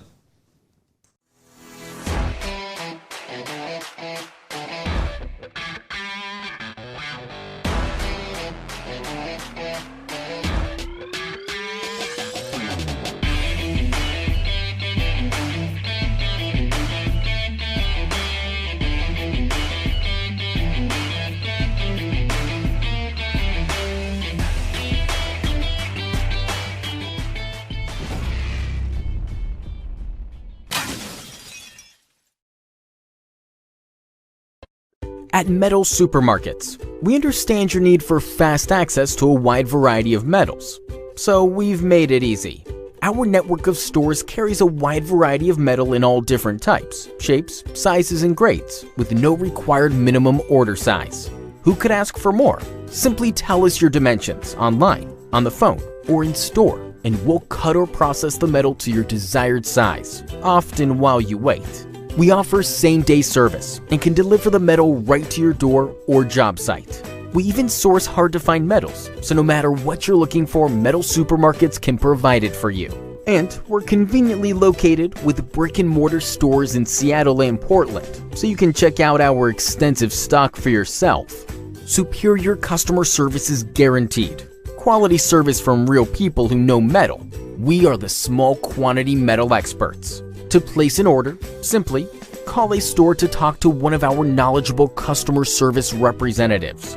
Fill out a quote request online, order off of our e-commerce website, or visit one of our many locations and pick out the metal you want. Whether you're a small or large business, government, homeowner, or hobbyist, we make it easy for you to buy the exact metal and just the amount you need. We've been doing this for over 30 years, so we know how to get it done. Metal Supermarkets, the convenience stores for metal. Visit or call a Metal Supermarket store near you today. Hey, welcome back to FHN. Guys, a lot of questions, comments, and statements happening here in the old texting stuff. People are digging the info that you guys are throwing out. I told them, stand by. We're just getting started. Yeah. We're just talking about walking around the woods with a shotgun. Yeah, I don't care if you've been hunting blacktails for 30 years. There's something you can learn. I mean, you can always learn. I learn every trip I'm out. I learn 100%. Yeah. There's not one day I go blacktail hunting where I don't come back going, another piece to the puzzle. But then what happens is you rest on that, or you start using that, and then 4 years later they go, no, we're changing the playbook. Right. Yeah. Right. Yeah. So you're always learning. Always. It'd be interesting to see what was like on the front of your head 20 years ago when you're hunting blacktail versus what is at the front of your head this season when you go in the 20 woods. years ago when I was hunting blacktails? Yeah. 20 minutes ago when I was hunting blacktail, I had a different idea. You know what I mean? It's like, what was relevant back then that you were keened in on versus over the years, all the things you've learned now and what's pushed its way forward as far as importance and things you want to make sure you don't forget, and just because you've learned so much more in the past 20 plus years, right? Yeah, are you asking me this? I'm just kind of throwing it out there as a rhetorical statement. It's like, it's ever changing. The game is ever changing, and we were just talking at the break even as we rolled in here that we constantly are learning, right? And especially for a guy like me that's just barely even touched hunting in my life, but that's what makes it exciting, though. Yeah, the constant learning. Yeah, I mean, I guess we're talking about calling and some of these topics. Back in college, when I started bow hunting, really, and that was out of a kind of a necessity with my time. Yeah. And this, you can hunt for 30 days instead of having one weekend with my dad going to Eastern Washington and tote around a rifle with a bunch of orange people. I was just like, okay, I'm going to do this now, hunt locally out from my apartment. Me and a buddy went out and we started rattling, and I just got lucky. The very first time I ever we set up to rattle. We're over a steep ravine of ferns, and I put Mark over here and I was over here, and I kind of wrote about this in one of my blog posts, but I hit the antlers, and I'm clankety clank clank clankety clank clank, and I look down and here comes this beautiful 4-point coming up the draw right into my lap. And it was dumping rain, typical late season. And back then we were shooting fingers with finger tabs and the old compound bows, and Mark got his tab, it got hooked somehow on his string. His arrow just did some crazy corkscrew over this deer. Deer bolts, hit the antlers again. That bugger circled and he started coming back in to my left, and of course he was below me in this ravine, so I dropped the antlers, turned around and grabbed my bow, nock an arrow. He comes up behind me, and I think he circled me and winded me. But that kind of set it in motion for me to start figuring out this calling game. And that was probably 89, 90-ish when I did that with Mark. Maybe 90, 91, I don't remember. But what I learned is, if you do get a buck to come in like that, generally a big buck like that won't come straight in. They're always going to circle you, just like an elk will circle you. Because these animals are smart, and they're going to scent check anything they hear. If they can't see it, they're going to scent check it. And so, I think that's one thing that's always stuck with me. All of my shots and all of my shooting lanes are crosswind, anticipating an animal coming and trying to circle me.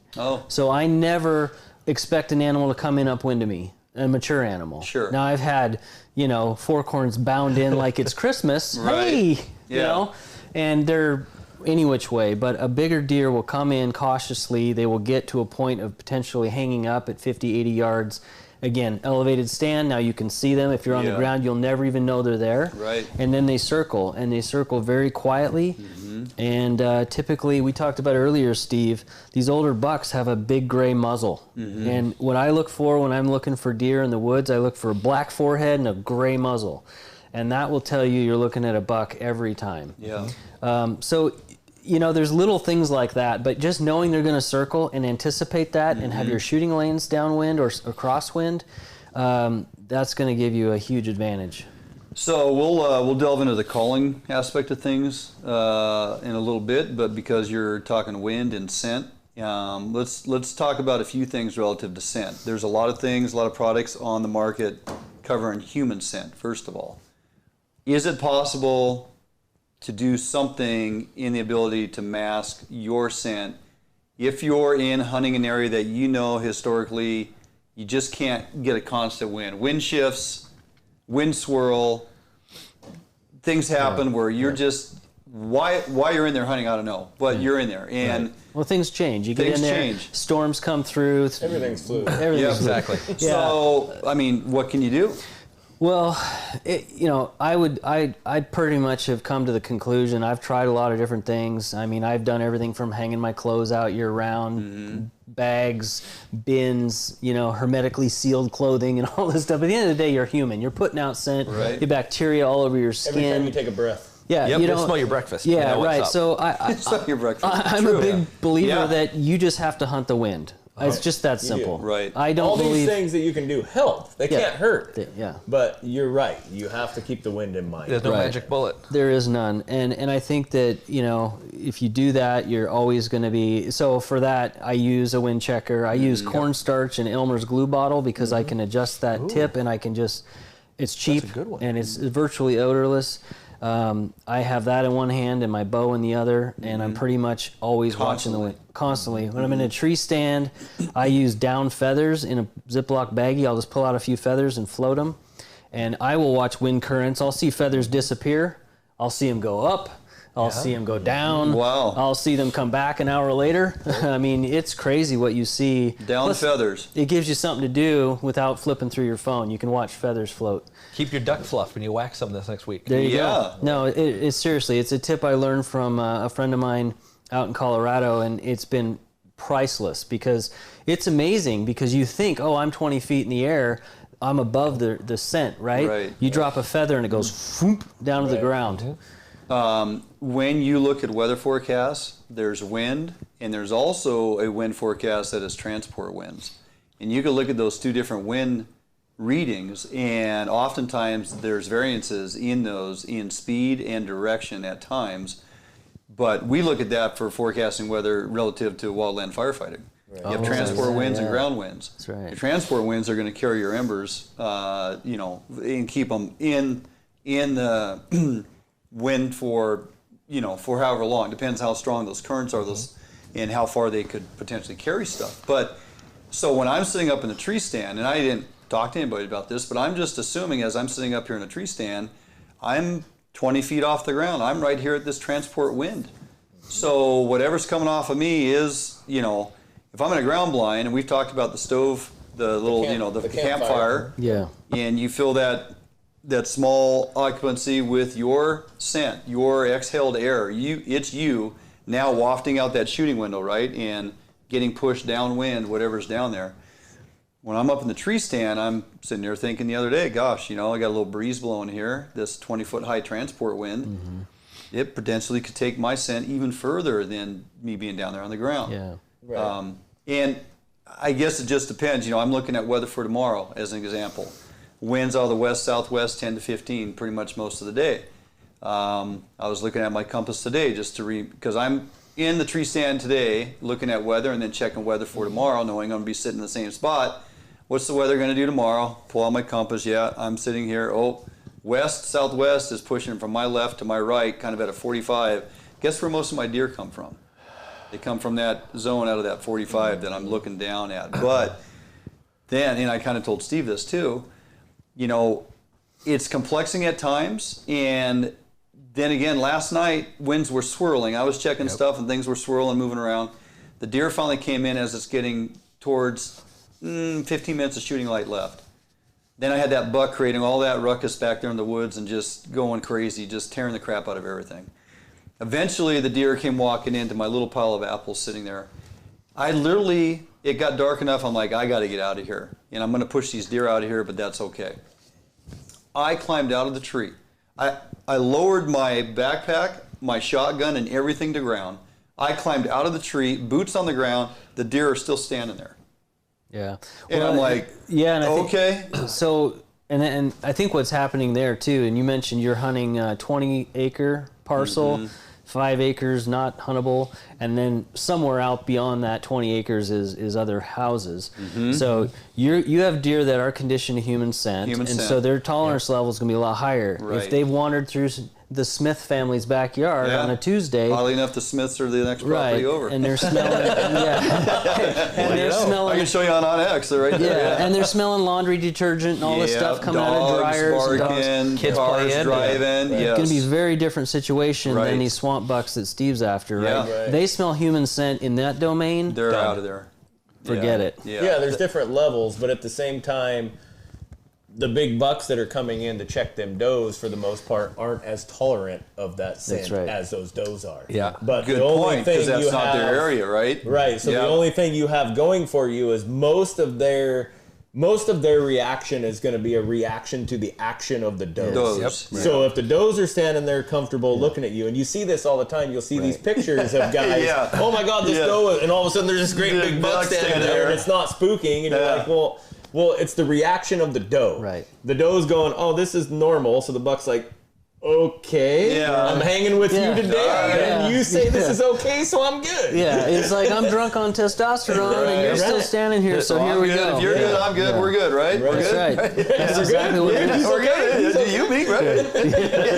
So that's the weird situation. Right. So even though you're hunting suburban deer, you have to be cognitive of your scent, the scent you're leaving, the scent you're bringing, and whether you like it or not, every time you walk into that environment, you're changing it, and those deer know you're changing it. I don't care what you're using or what you're doing, those deer know you're changing it. Yeah. And the reason most guys are wanting to hunt they're wanting to hunt those fronts, and it's not just because it gets deer up and moving. It's a steady wind. Right. And you can dictate the wind direction, you can maintain the wind direction, you can set your hunt according to the wind direction. You don't have that dead air where the wind's doing little thermal movements and stuff like that that you can't control. And it's a double-edged sword, because when I love cold, quiet mornings, especially this last week in October, but then you're dealing with those little fickle air currents that you can't keep track of.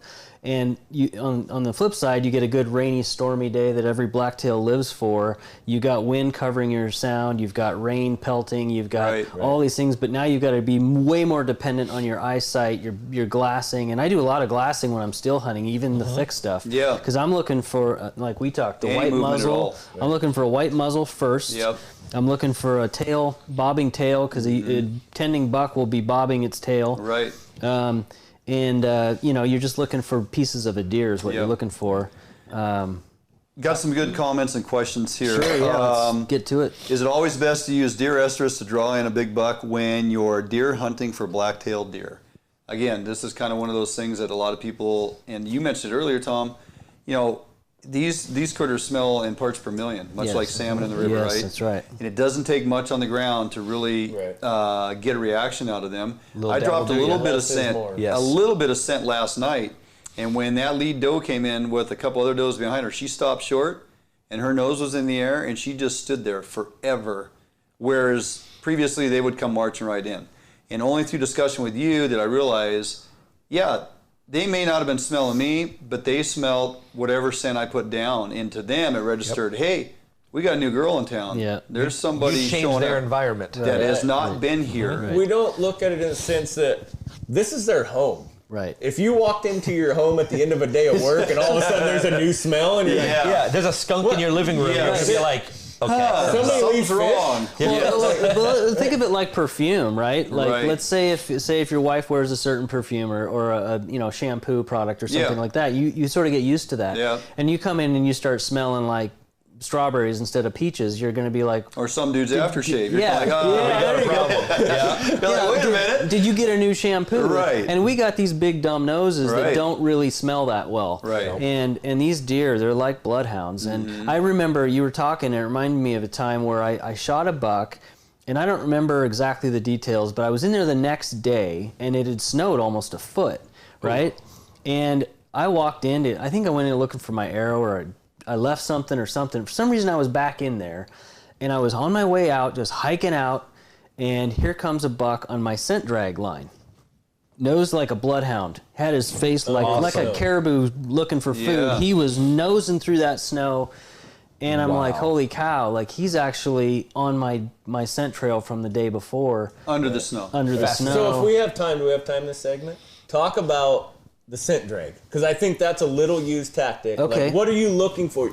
Yes, let's talk about the scent drag and then kind of segue into, I mean, do we need to use scent? Like dropping, you know, this here, I bought this just because I wanted to show. I mean, it's just doe estrus. It's whitetail It's a code blue doe or estrus, something? right? Does it matter that it's whitetail? No. If guys are dumping that around, how much? Too little, too much, too much, too little. I mean, don't use the word dump and deer scent in the same sentence. Okay. So whitetail scent, blacktail scent does not matter. I've used James Valley scent out of South Dakota. I think is where John Collins is out there for years. He is a really authentic product made from ground up deer glands and urine from a captive deer herd, and it does not matter. So everyone says, that's not blacktail scent. It's like, it doesn't matter.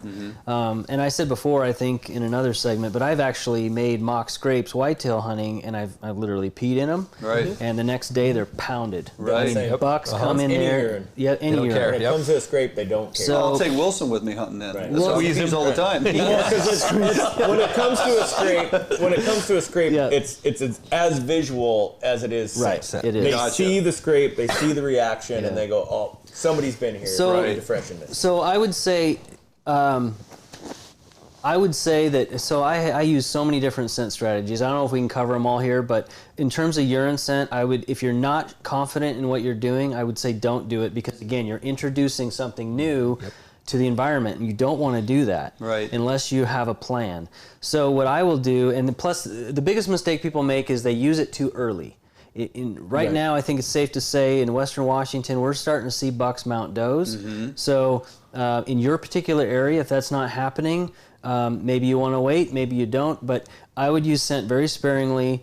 I use surgical gloves or the Costco, medical gloves. I never touch anything with my bare hands ever, never. I don't care, not even pulling my boots on, nothing. And because you just don't want your human scent. The oils on your hands, I have pretty dry hands, but some people have really oily hands. That is going to be like a black light in a crime scene to a deer. But what I do is I use basically a piece of cord, like paracord or something like that. And again, I don't drag the cord. I don't want the smell of a Chinese manufacturing facility dragging through my hunting area. What I do is it's anal, and I use they make felt pads, like some of the companies make these little wicks and stuff. Those work fine. Again, don't touch them with your bare hands. I prefer to use hate to say this, but I use tampons. Because they are absolutely 100% sterile. They're cotton, right? So I put a couple drops on there. I tie the string to a piece of my cord, and I carefully just let that bob along behind me or beside me, walking down a trail. But what I do, a couple drops. You don't take it and stuff it in the top of that thing, let it suck most of it out of there, and then start dragging that, right? No, because that's not natural, right? And again, But when deer pee, don't they just they're just pee in a pile? So yeah, but it's mostly urine. It's not so much estrus. It's not as concentrated as these products are. Gotcha. And I think that's the misconception. Guys will look at that bottle and go, "This is just a bottle of deer pee." Yeah, no, but it's really strong estrus in there, right? And I'm not saying you won't see results from that. When I was starting out doing this back in college, I was buying the Moccasin Joe, which is a local brand here in the Northwest. I was going through 3 bottles of that a season, and I had deer, little bucks come bounding in, blowing. I had deer practically running me over with that stuff, and I was putting it on my bow, I was putting it on me, I was putting it everywhere, because you think you got to douse yourself in this. If I go to the store and I can't find that, but there is like 39 jars of elk estrus or elk urine. I wouldn't use that. Don't use it. I had a guy tell me that you can use either or, it doesn't matter. I'm like, it says elk. Why would I use that for deer? Well, here's the thing. And elk smell completely different. It does. You just don't walk through the woods and go, "Oh man, I smell deer." So you smell elk. So what I do, like if I have a ground blind set up or I have a tree stand set up, and think of this as an aerial view. So like if this is your stand, I usually get into my stand. I try to come in from an inconspicuous place where I don't expect deer to be or where my shot's going to be. I usually cut a trail if I'm going into thick brush to make sure I'm not brushing up against stuff. I'll do that ahead of time, ahead of season. Yeah, and what I do is I make my figure 8. I make a big figure 8 loop around my stand, and it all comes back. My stand is at the center of the 8.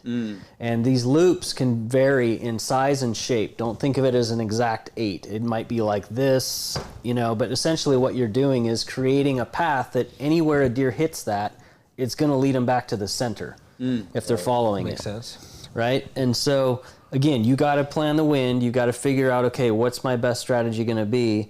And what I've had happen more often than not is I'll make my loop, and this is very tricky because, again, everywhere you walk, you don't want to be touching stuff. So I'm like rubber gloves, moving brush out of the way, use clippers. I'm clipping everything out of my way. I don't let anything brush up against me or, I don't spread scent. Wow.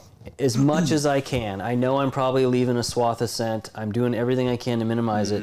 And I get up in my stand, 9 times out of 10, I'll have a buck bobbing its head, sniffing, and I see him out there at 150 yards, and I'm like, give him 10 minutes, he's going to be under my stand. And boop, here he comes. Like he's on a string. On a string. Right.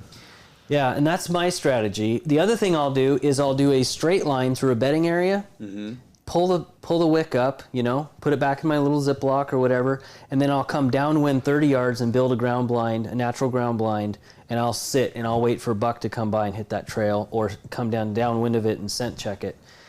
And what I'm trying to do is get to where their nose is telling them where to focus, and I'm on the downwind side of that, so that they're not focusing in my direction. Gotcha.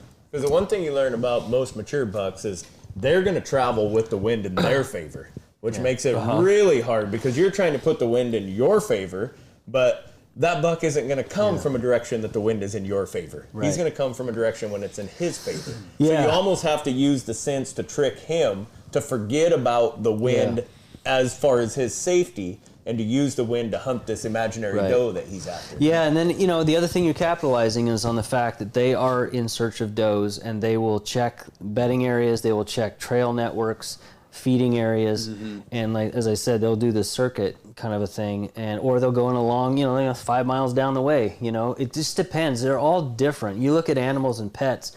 Animals all have a different personality.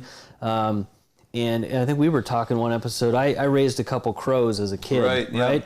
Every crow that we raised from a chick came out different. Some were like the headbanger, beer drinking crow, and then you had the docile, party with that guy. Then you had the artistic, docile, jazz listening crow. You have these different personalities, and certain animals will react different ways. So as far as scenting, you are more apt to do drag amongst anything else. I mean, if you're going to put scent down, you're dragging. Yeah, and I don't do this all the time. Right. I only do it when I feel like I'm in a spot that I'm going to be alone. I don't have other hunting pressure. Right. I have predictable wind.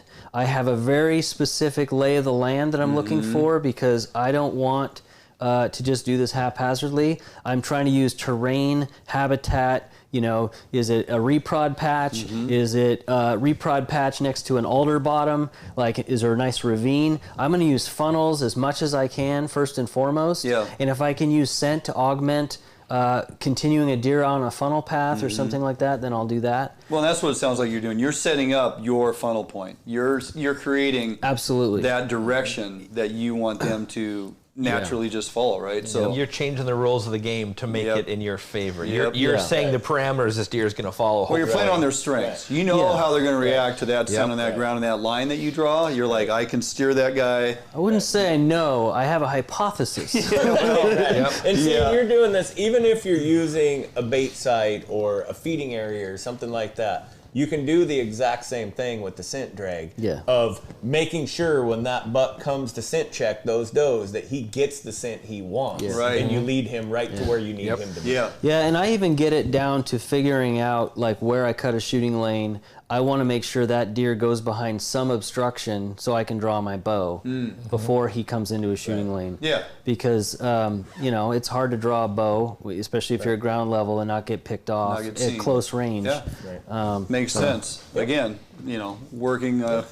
It's almost like pretend you're that buck and where you want that buck to travel and drag that scent drag. So you make him travel where you want him to travel. Right. Yeah. Well, and it's not just scent drags; it's log drags. I've taken down limbs and trees and built obstacles to keep deer from coming in places I don't want them to. Sure. Alter their path. I'm all for They'll take the path of least resistance. There you go. Right? Yeah. A lot. A couple things before we jump out for a break. We're running way behind. We're going to kind of revamp the schedule here because we're just going to stick. We still got rattling and calling and things to get through. Yeah. We also got another the closing portion of the recipe of the week segment to get to, but before we do that, hopefully we don't end up with CWD from the dopey. Other states have banned it. Have you heard much about that? Yes. Is there truly a concern with that?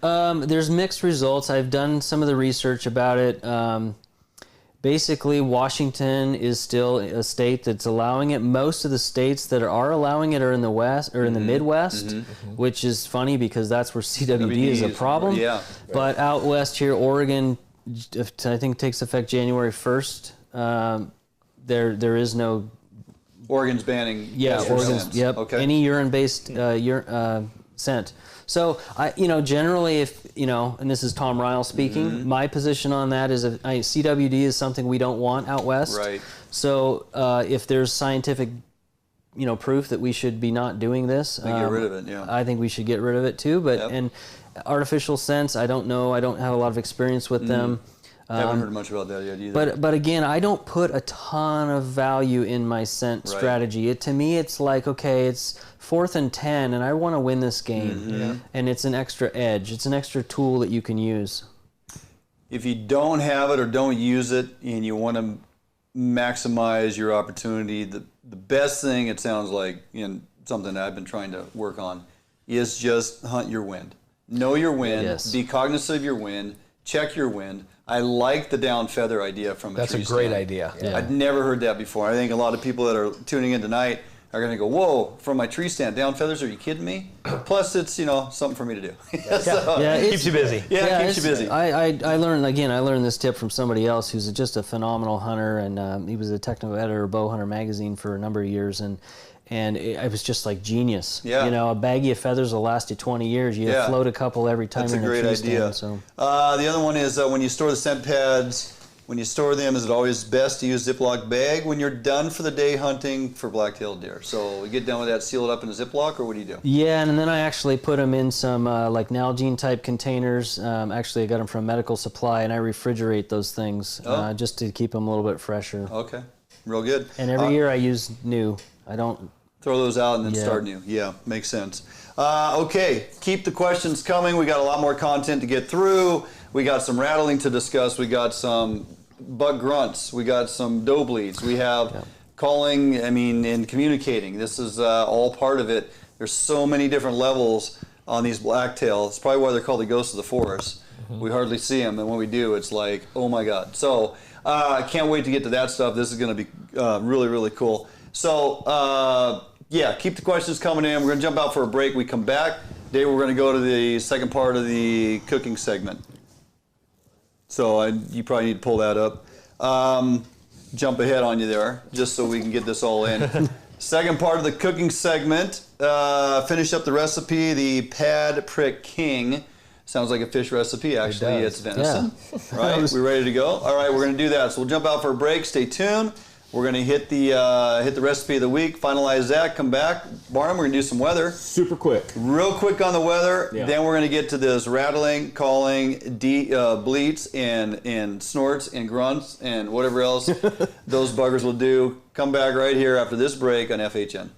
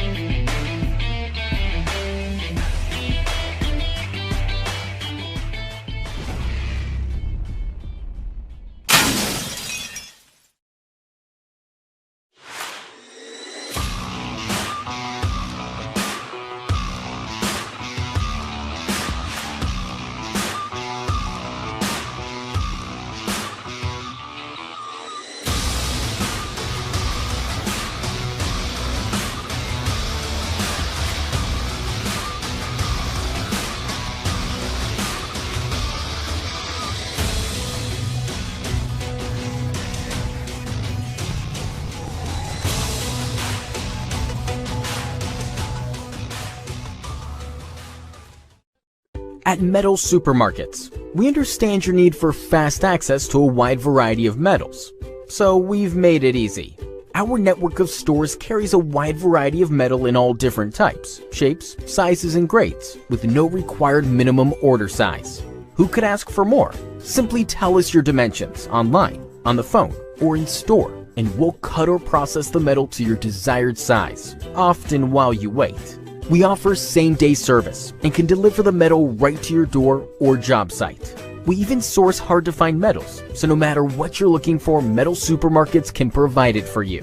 And we're conveniently located with brick-and-mortar stores in Seattle and Portland, so you can check out our extensive stock for yourself. Superior customer service is guaranteed. Quality service from real people who know metal.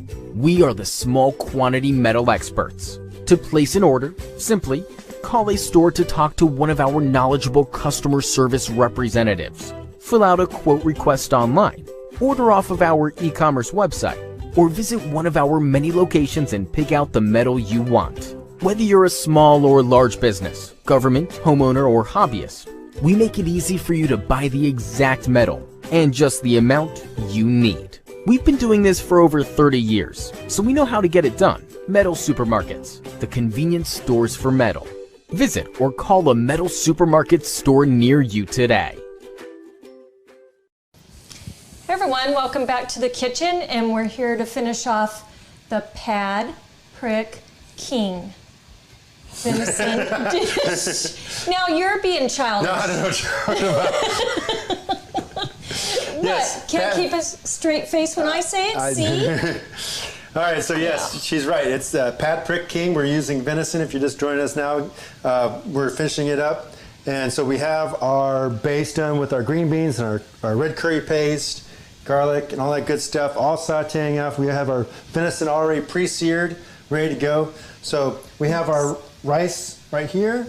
Ta-da! Ta-da! Ta-da!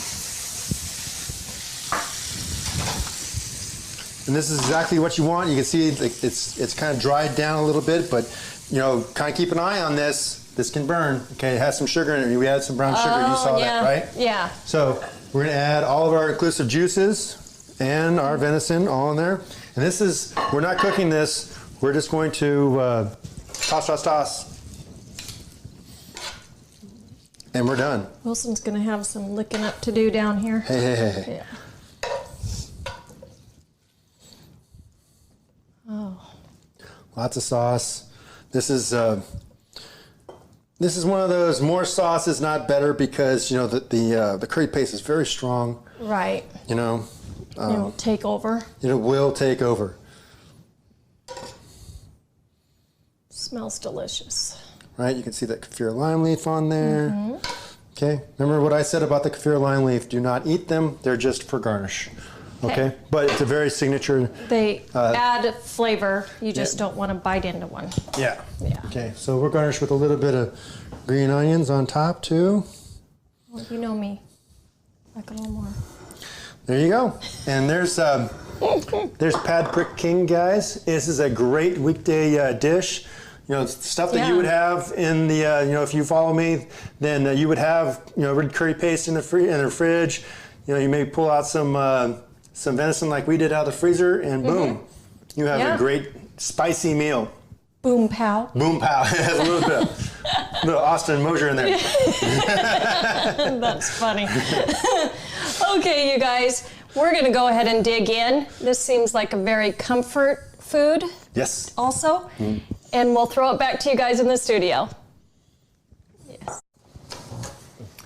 All right, welcome back in studio. That was a quick down and dirty, get it done. Easy recipe and absolutely fantastic. You guys have to check that one out. You're gonna stuff your freezers full of venison. That's an easy one to do. I'm telling you, Kramer, that one is delicious. So things to do with venison, so you're not always eating the same thing over and over again, right?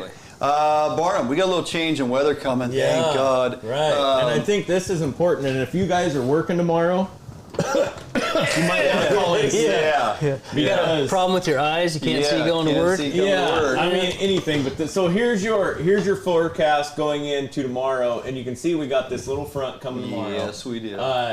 if I pull up the weather radar here and it's running, you're going to see it kind of tonight at about 10:30. You're going to see it start popping up north, and it's going to end up coming in here kind of from the southwest and affecting the whole coast. But let's look at it.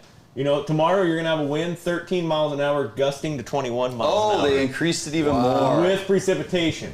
Beautiful. And what's important about this, if you're a deer hunter, and I don't care what species you're hunting, is if I click here and go to the rest of the week after tomorrow, she's going calm again. Yeah. And so tomorrow between now and next weekend is your best front, your best chance for you rifle hunters to be successful on deer. Because you're going to go calm the rest of the week and be back in the mid-50s, lows in the mid-30s.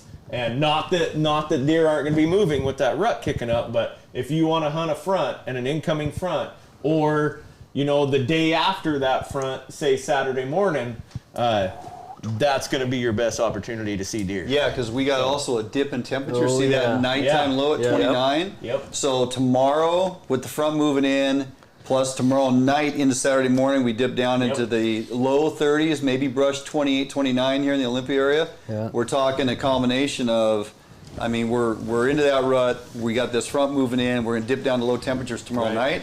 So anywhere between tomorrow morning and Saturday morning to afternoon is going to be a great opportunity to get out and get some of these and I think this is going to be similar to last weekend, where you saw a pretty good number of deer killed last weekend. You had that front leading in, and then you had the stable area behind the front. The deer moved after, of course they're going to hunker down during that front, and then as soon as they think that front's going to break, they're going to be up. The other thing we got going is tomorrow's October 25th, and I know for certain last year, October 25th, David, we had a little bit of activity on the old deer cams in this particular area that I've been spending a little bit of my life. A lot, and, as of late, and the previous 2 years as I've begun to just kind of take this in and learn. What I did learn last year is I chose to go to work on the wrong days. I made it a point to say I will not be working on the 25th or the 26th come this year, knowing, as we discussed early in the show, historically that these deer pattern and particularly could be repetitive 1 year later, same exact window of time. That buck there came in last year. That one there, I believe, is about, I can't read it from here, I think it's 5 minutes to 6 p.m. or so. In other words, well within shooting light. That was one of two bucks that came in that particular late afternoon, evening. That one there is middle of the day, same day, other feed site that I had set up just to kind of gauge what was going on. So I had two locations, 3 or 4 bucks came out throughout that day periodically. That guy came in earlier that evening, about a half an hour before that other buck that had showed up there, the very first one that David had put up on the screen. So that particular site there with those apples had two nice size mature bucks within a half an hour window, all between 5:30 and 6 p.m. on the 25th. So knowing what we know relative to weather, this front moving in, cold temperatures dropping in, what I experienced this morning with that buck chasing and courting that doe, scooting her around and grunting and kind of steering her along, in the thrashing in the brush and all this stuff I've seen the last couple days, I'm going to have a hard time understanding if I don't get one of those bucks to kind of come walking through being an idiot tomorrow. The 25th to the 29th that's my best 4 days, period, hands down. Year after year, right? For my whole life, that's always been it. Right. My uncle's kept all his tags, and he's 71, I believe, and like 80% of those bucks have come in that 25th to 29th. I think I've only killed one deer in my life on Halloween. Like I usually find it, like there's a lockdown with does, I'm assuming. And I was going to tell you that too. In fact, I'm glad you mentioned that. So that doe you heard tending that buck tending that doe this morning. If you've got another mature buck in the area, he may have moved her out of there to tend her and keep her away. So that's where some of the fawn bleats or the doe bleats or even some rattling could bring that other buck into the area. But it's hard to say. But yeah, that lockdown is tough. It's impossible. And with the weather you're just talking about, like me being the shotgun guy, like if I would have tried to go into my beaver ponds next week, for example, I'm like the Kool-Aid man. Oh yeah, you bust in the door, everything knows you're there. With that weather that's going, I can't do anything with it. Right. And the one trick I have learned from my uncles, my dad, and my grandpa is that these beaver ponds, the wind's always swirling. It's always, no matter what, unless you have a good strong front. Sure. you tippy toe in, you make as little noise as you can, you hunt slow, but if you get to a spot that you're gonna make noise or the wind's gonna swirl, be loud, be obnoxious, and walk fast. If you're creeping, they sneak away. Right. If you just come busting in there, they'll pop up, what the hell's that? And they'll look right at you. Yeah, if you act like a predator, they'll treat you like a predator. Exactly. If you act like a berry picker or a brush picker, they'll let you walk right by. Yeah. Interesting. Yeah. A little bit on rattle cadence. You know, it's like I want to try to spark some interest. I want to get their attention. Yeah. I don't want to push them away, thinking I'm too big, too strong, or I mean, what's the sequence? What are we kind of looking for to? Yeah. So right now, it's kind of that. So here's my philosophy on any kind of game calling, and this goes for elk, and you hear a lot more about it with elk. But you want to create the illusion of a scenario. And so you've got to think this through. You're not going to go out there and just start hammering antlers together. You got to create a scenario of a receptive doe, a buck shows up, and then another buck shows up, and now there's a confrontation, right? So this doesn't happen. This doesn't happen out of thin air, typically. Now, again, I've hit antlers together and had deer come in, but what I try to do is go in soft. It's just like bugling elk or calling elk. You might let out a little soft locator bugle first or a couple cow calls to test a bedding area to make sure there's not something in close. And I'll use like a fawn or a doe bleat, very soft. It might come across a little louder because this mic is right here, but it's just basically like this.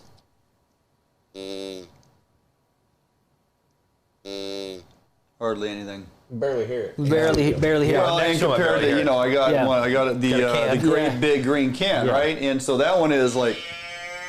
It's three times as loud. You think? And too long. Yeah. Way too long. Way too loud. If I go the whole. Well, you heard that buck grunting, right? Yeah. That buck grunting and a doe bleat are very, very similar in blacktails. In whitetails, and I've heard whitetails in Kansas grunt, and it almost rocks you out of your tree stand. Blacktails do not do that, in my experience. Now, I'm not saying they don't or can't. I'm just saying when I've seen bucks on does with my own two ears, it's soft. You know, it's actually more like this. It's kind of like a, and I inhale on my calls because if you have an open reed call and you're blowing on it and it's 29 degrees outside, all that condensation is going to freeze your reed. So I always flip my calls around and I suck air through them, so you're sucking cold air. Right. But this would be a typical buck grunt. And that's probably really loud coming across in here, but they're very, very soft. And if you're doing anything louder than that, I think it's disruptive. I don't think it's natural. So back to rattling. What I typically do, a couple soft doe bleats, I'll wait 5 minutes, and then I might, again, early October, mid-October, I should say, around the 15th, I'm going to do this.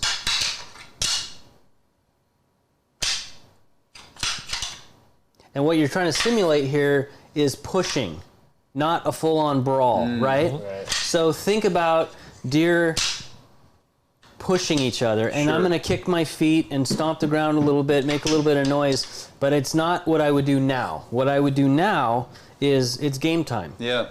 And so deer might snort wheeze, which is kind of a technical sound, and there's not a call. There is a couple calls that emulate it, but in my mind, if you listen to a snort wheeze on YouTube and try to practice doing it with your mouth, it's better. It's kind of like it's a hiss almost, and it's really an aggressive sound. I think you can almost duplicate what the old Montana blow. That's real close. That's real close. Snort, blow. Yeah. But what you're going to want to do is think about this in terms of like 20 to 30 minute sessions, and you're not rattling that long. You're only rattling long enough to create a commotion. So what I might do right now, tomorrow morning, if I'm out there, is hit a few doe bleats, and then I'm usually on the ground when I'm rattling. One tip I would throw out real quick is if you're in a tree stand, what I do is I will tie, sometimes I have a set of antlers with a knot tied right here, and I will clip a jerk string on this basically with a carabiner, and I'll lower this to the ground, and I will beat these things against the ground and the salal and the ferns, and I'll swing them around down low, because at that level, deer aren't seeing that movement, but I'm making natural sounds on the ground. Makes sense. And the antlers are clanking, right? and it's not as natural as I would do if I was on the ground. Right. But it keeps the noise where it should be, which is on the ground. But if I'm on the ground, I'm on my hands and knees, I have an arrow knocked, my bow leaning up against a tree, and I'm going to come in pretty hard, and I'm going to, I'm going to come in, and I'm going to pretend like I've got a lot of shoving going on, and I am moving these things back and forth through the ferns. Tip I learned from Scott Haugen years ago was he actually collects sticks so that he has some stuff to break. I usually am around a lot of dry, old, dead alders and stuff, and I will break sticks. You basically want to sound like 2 bucks are in a full-on shoving match, and it's a lot of shoving. So don't do this. That's not normal. Yeah. Right? It's coming together. Think of animals pushing, and while you're pushing, you're smashing into brush and ferns and salal. I love salal for rattling because it's so loud. And you're breaking sticks, and then you're gonna come apart, and then I thump the bases into the ground. Like, I'll be like, and try to emulate a deer maybe moving off. And then I'll sit, grab my bow, and I'm ready to draw. And I'm listening and I'm scanning. And then I'll wait a few minutes, and I might do a few more doe bleats. And typically, an animal coming to rattling is going to come in within the first set, and that set might last anywhere from 15 to 30 seconds long. And usually it's a younger deer, quite frankly. I've rattled in a ton of deer. Most of them that come in fast are forkhorn bucks. And, I look at any blacktail with a bow or a gun or a shotgun or a rifle. If you can tag a blacktail every year on public land or in Western Washington, Oregon, good for you, right? So I'm a meat hunter. I'm an opportunist. And if I can go into an area and create a scenario as a big, dumb human, and I can interact with wild animals and create a situation that gives me a good bow shot, that's fun. That's a successful hunt for me. Well, your tips are valid in that you're now trying to create, as you said, that scenario. Yeah. So you can't go timid on it. You can't do things that don't sound natural. And it's like you're all in. Right now, you're all in. It's much like when Barnum's bugling elk and breaking sticks and throwing rocks. He's all in. You're telling a story. It is like it's go time, right time of year, based on the activity that's going on around you. If you're going to draw these critters in, you got to be in their head. You got to play their game. You're trying to win a Tony Award at Broadway. You're over the top. Yes. You're telling a story, and for the story to be believable, it has to have details. Yeah, right. We talked about this before. If you walk into a tavern, you tell a story, and you go right to the main point of the story, and you don't throw in any details, everybody's going to look at you and go, what's wrong with that? Well, whatever, liar. Yeah, but if you have the details, it's hard to argue. I will literally grind the bases together. I have one set of horns of really gnarly bases, and I love those because I can grind them together. And I'm just slamming brush, and I try to make this sound as real as I can. The other thing I would say is, I use real antlers. These are my rattling antlers. I cut the tips off because I've shoved them through my hands so many times. I got smart and cut them off. Right. The other thing is these will get damp. So if you're using these in the rain all day, day after day, or your camp, the sound then? They'll get a little dull. So you might even want to go to a synthetic rattle bag. I was going to ask you about that. I know a buddy that swears by those things. Have you had good luck with the synthetics or not? I have, and what you want. A lot of these, if you look what's inside here, I mean, these things are pretty simple. It's a bunch of plastic, molded plastic rods. Right. Yeah. You don't want the dowels, the wood dowels. They make hardwood dowel versions. Yeah, I've seen those. Those get wet and they don't sound good. They don't sound right. So buy plastic. I've got a couple bags. Sometimes you can stick them in a cargo pocket on your pants, and even just. You got a buck in at 40 yards. You see a buck moving across, and he's not coming in. Or he's just a cruiser, and you want to make a quick thing and grab your bow or your shotgun. A rattle bag is a lot easier to carry than this. Sure. They don't clank around. You can put a band around them. I usually put another band around these. I didn't bring it tonight, but what I do with these is I bungee these things rock solid so they do not clank when I'm walking. Gotcha. And they're strapped on the outside of my pack. But, a couple options. These are cheap, about 10, 12 bucks for a rattle bag. Happy enough with them? I mean, overall? Yeah. For an entry-level guy, even? Absolutely, and I use them. If it's really cold and windy and I need a sound to carry, I mean, I'm going to hit these things. Right? You can get really loud. Right. Yep. Crazy. And there's nothing in the woods that sounds like that, right? Right. So that's one thing to keep in mind. It's like elk calling. You know, oh, that's got to be a hunter. It's like, well, I don't know. You know, I mean, it could be. But at the end of the day, people don't have to be perfect at calling to be effective. Well, I can say if you're out rattling blacktails, you can almost assume if you hear that noise, it's probably not a hunter because there's very few people doing it. Right. Yeah. Very few. True. What does weather do for you? Like, so with me, if it's just pissing out, I mean, I'm doing what I want to do. I'm head down. I'm in the thick stuff. Yeah. The only time I personally have done any rattling or calling, which isn't very often, and the few I have called in, been just mashers. Yeah. But it's been cold, crisp, clear, where I can't hunt. I cannot hunt the way I want to hunt. I have to bring them to me. Do you prefer cold, clear weather? Do you like? I do, and I think because we've seen this before, and you see this all over the with whitetails too. When you get a good cold snap in October, late October, it's going to kick up deer activity. There's a lot of theories on that, but I don't really care about that. I just know if you get we got a day Saturday, it's going to dip down 29 degrees.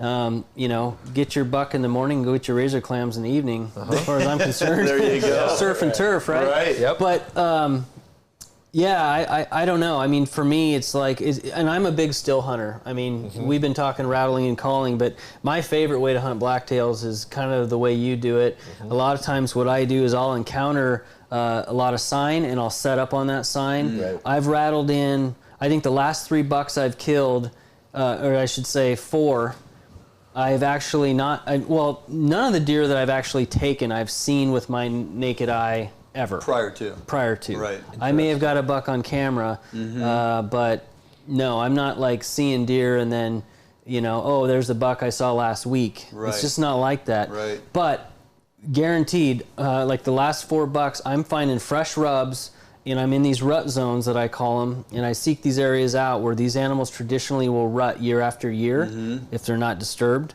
or, you know, something doesn't change in their environment. And I will go into those areas and I will set up on swamp thickets, swamp edges. Buck I shot last year with my recurve. Never saw the deer before. Went in, 3 or 4 doe bleats, rattled, waited a few minutes, nothing was coming, rattled again, put my antlers down, looked up, that buck was coming in.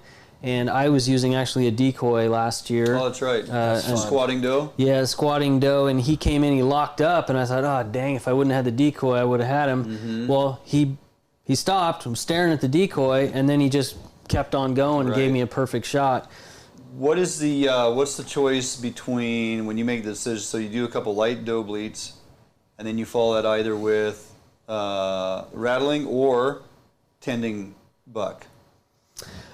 Usually it's, you know, I will do tending buck grunts after a rattle session sometimes. Like what about after your doe bleat?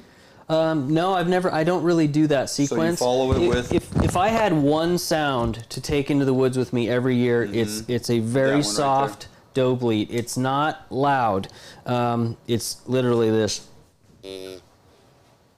It's crazy. It sounds so ridiculously simple, but at this time, at this week, at this critical point in the breeding cycle, that's what works for me. It has been working for me. And the other thing that I've done on whitetails, and we got this on film back in,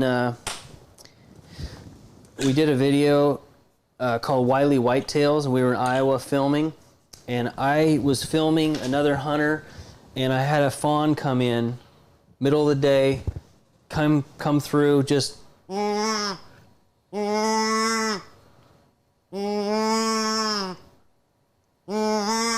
I flipped the camera on, I'm filming this little fawn, and all of a sudden I see Rich grab his bow, I look up, nice big 10-point buck just coming on a mission. Rich shoots the deer, we're talking about it, everyone's happy, excited, great. Back at camp, and I was explaining this situation. We were watching the video back. Next day out, we got up late, wind was wrong, everything was wrong. I said, let's try doing that again. Yeah. So I start. So you mimic that fawn, and I see a buck 200 yards out running full tilt, and 5 minutes later we had him on video coming right under the stand. I'll tell you why. Lockdown. when bucks lock down a doe, they'll take the doe away from these yearling fawns. Right. They'll sequester that doe and sit with her and wait for her to be ready to breed. These fawns are like, where's mom? Right. They'll wander and they'll be calling for mom, and she will not leave that buck because does want to be bred by the most mature bucks. Sure. Right. So there's a period of time in there where that sound, that pleading fawn sound, can be money. Huh. Yeah. Interesting. Yeah, that's a fascinating one. It makes sense. Yeah, that fawn's not going to get very far from that doe, even if that buck's pushing it off. That fawn will follow as much as it can, right? And it's a very, and it's that...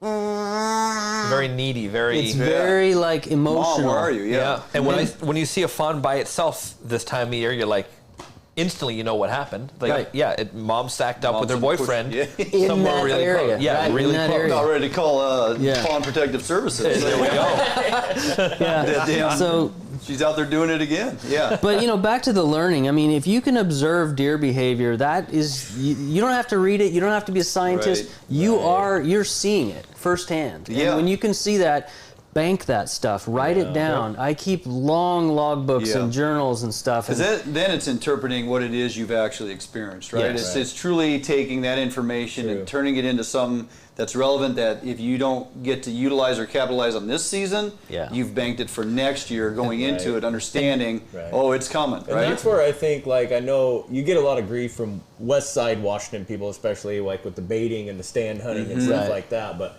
God, that's a great opportunity to learn about deer. Oh, it is. To have that many deer in front of you, interacting with each other, the coming and going, it really is. nuances. Like to watch deer behavior, long before the bucks show up. If you got, I got does, yearlings, and fawns showing up all to hit the apples, and depending what time of day it is, and it's not like there's 100 pounds of food out there. It's a 5-gallon bucket I dump every couple days, a few apples, a little bit of dry cob. It just draws them in, kind of brings them all together, and you can watch how they communicate with each other, stomping hooves, the way they walk in, the way they just come walking in like they could give a crap about anything, or they come walking in high-stepping, sending signals that, hey, there's something not quite right. It seems okay, but everybody be on guard. I mean, this is where, exactly, and pay attention to what a deer's tail is doing. They use that tail to communicate as much as anything else. Right. So if you see a buck and his tail's bobbing, that usually means he's tending a doe, or he's on the trail of a doe, and and you watch does and their social behavior, and their ears go back, and the stomping, and the you see cow elk competing a lot, doing that, standing up, kicking, and all this. But there's just a never-ending opportunity to learn just watching that animal behavior. And you can take a guy that's watched every YouTube video, watch every hunting show, but he spends 2 weekends a year deer hunting or whatever. Yeah. And cool, he's book smart and understands the principles. And you'll meet some old guy that hunts in a Filson. Guy's 70 years old, hunts in a Filson, and just kills mashers year after year after year. He's not on the internet. He's not posting pictures. He ain't texting anybody. These bucks. You walk in his garage, and he has a crown cardboard box that is loaded with the biggest blacktails you've ever seen. And there's a lot of those around the state and in Oregon. Yeah, there are. I'm related to a lot of them. A lot of these guys. I'm related to a lot of them. They just, that's their thing. We could literally go on for hours, guys. I know. We've run a little long here. Appreciate people that are hanging on, sticking with us. This conversation can always continue. I mean, there's so much to cover. We never have near enough time. Kramer, we didn't even get to Kramer Tackle. We'll have to have you come back in when we get to steelhead season. There we go. No complaints get that with that. jacket. Well, you got me beat still. You're too up on me already. You got some catching up to do, but steelhead season sounds like a great time to bring you back in, and we'll kind of delve into the old Kramer Tackle, soft plastics and jigs, and all the things you love to throw during the winter time. All the fun stuff. Good stuff. Now I can learn something. There we go. You gotta get Tom out on the drift boat. Yeah, we'll make that happen. I right like after what deer you season. just said. Aaron? Okay. I like what you showed. Take the ibuprofen now. The shoulder's gonna be hurt. I get my deer. We're right back to coho fishing. Speaking of which, rivers are dropping. Don't let this little front coming in think the water's going to go back up. I think we're on a steady trend down. Not a whole lot of rain. Yeah, we're gonna be trending down. Water's going to get clear. Fish are already. It's happening. Coho and chum season is here. As we roll into November, it's going to should be lights out. If that preseason forecast materializes as they have talked about, going into the high water event we just experienced, fishing was getting pretty darn good. I got to suspect it's going to crank right up here the next couple days. So whether you're on the water, in the woods, get out through this weekend, get out to the coast, do some clamming, get in the woods, get your blacktail, get on the rivers, get your coho and chum. Tons to do. Get out and get some crabbing done as we got winter crab season upon us.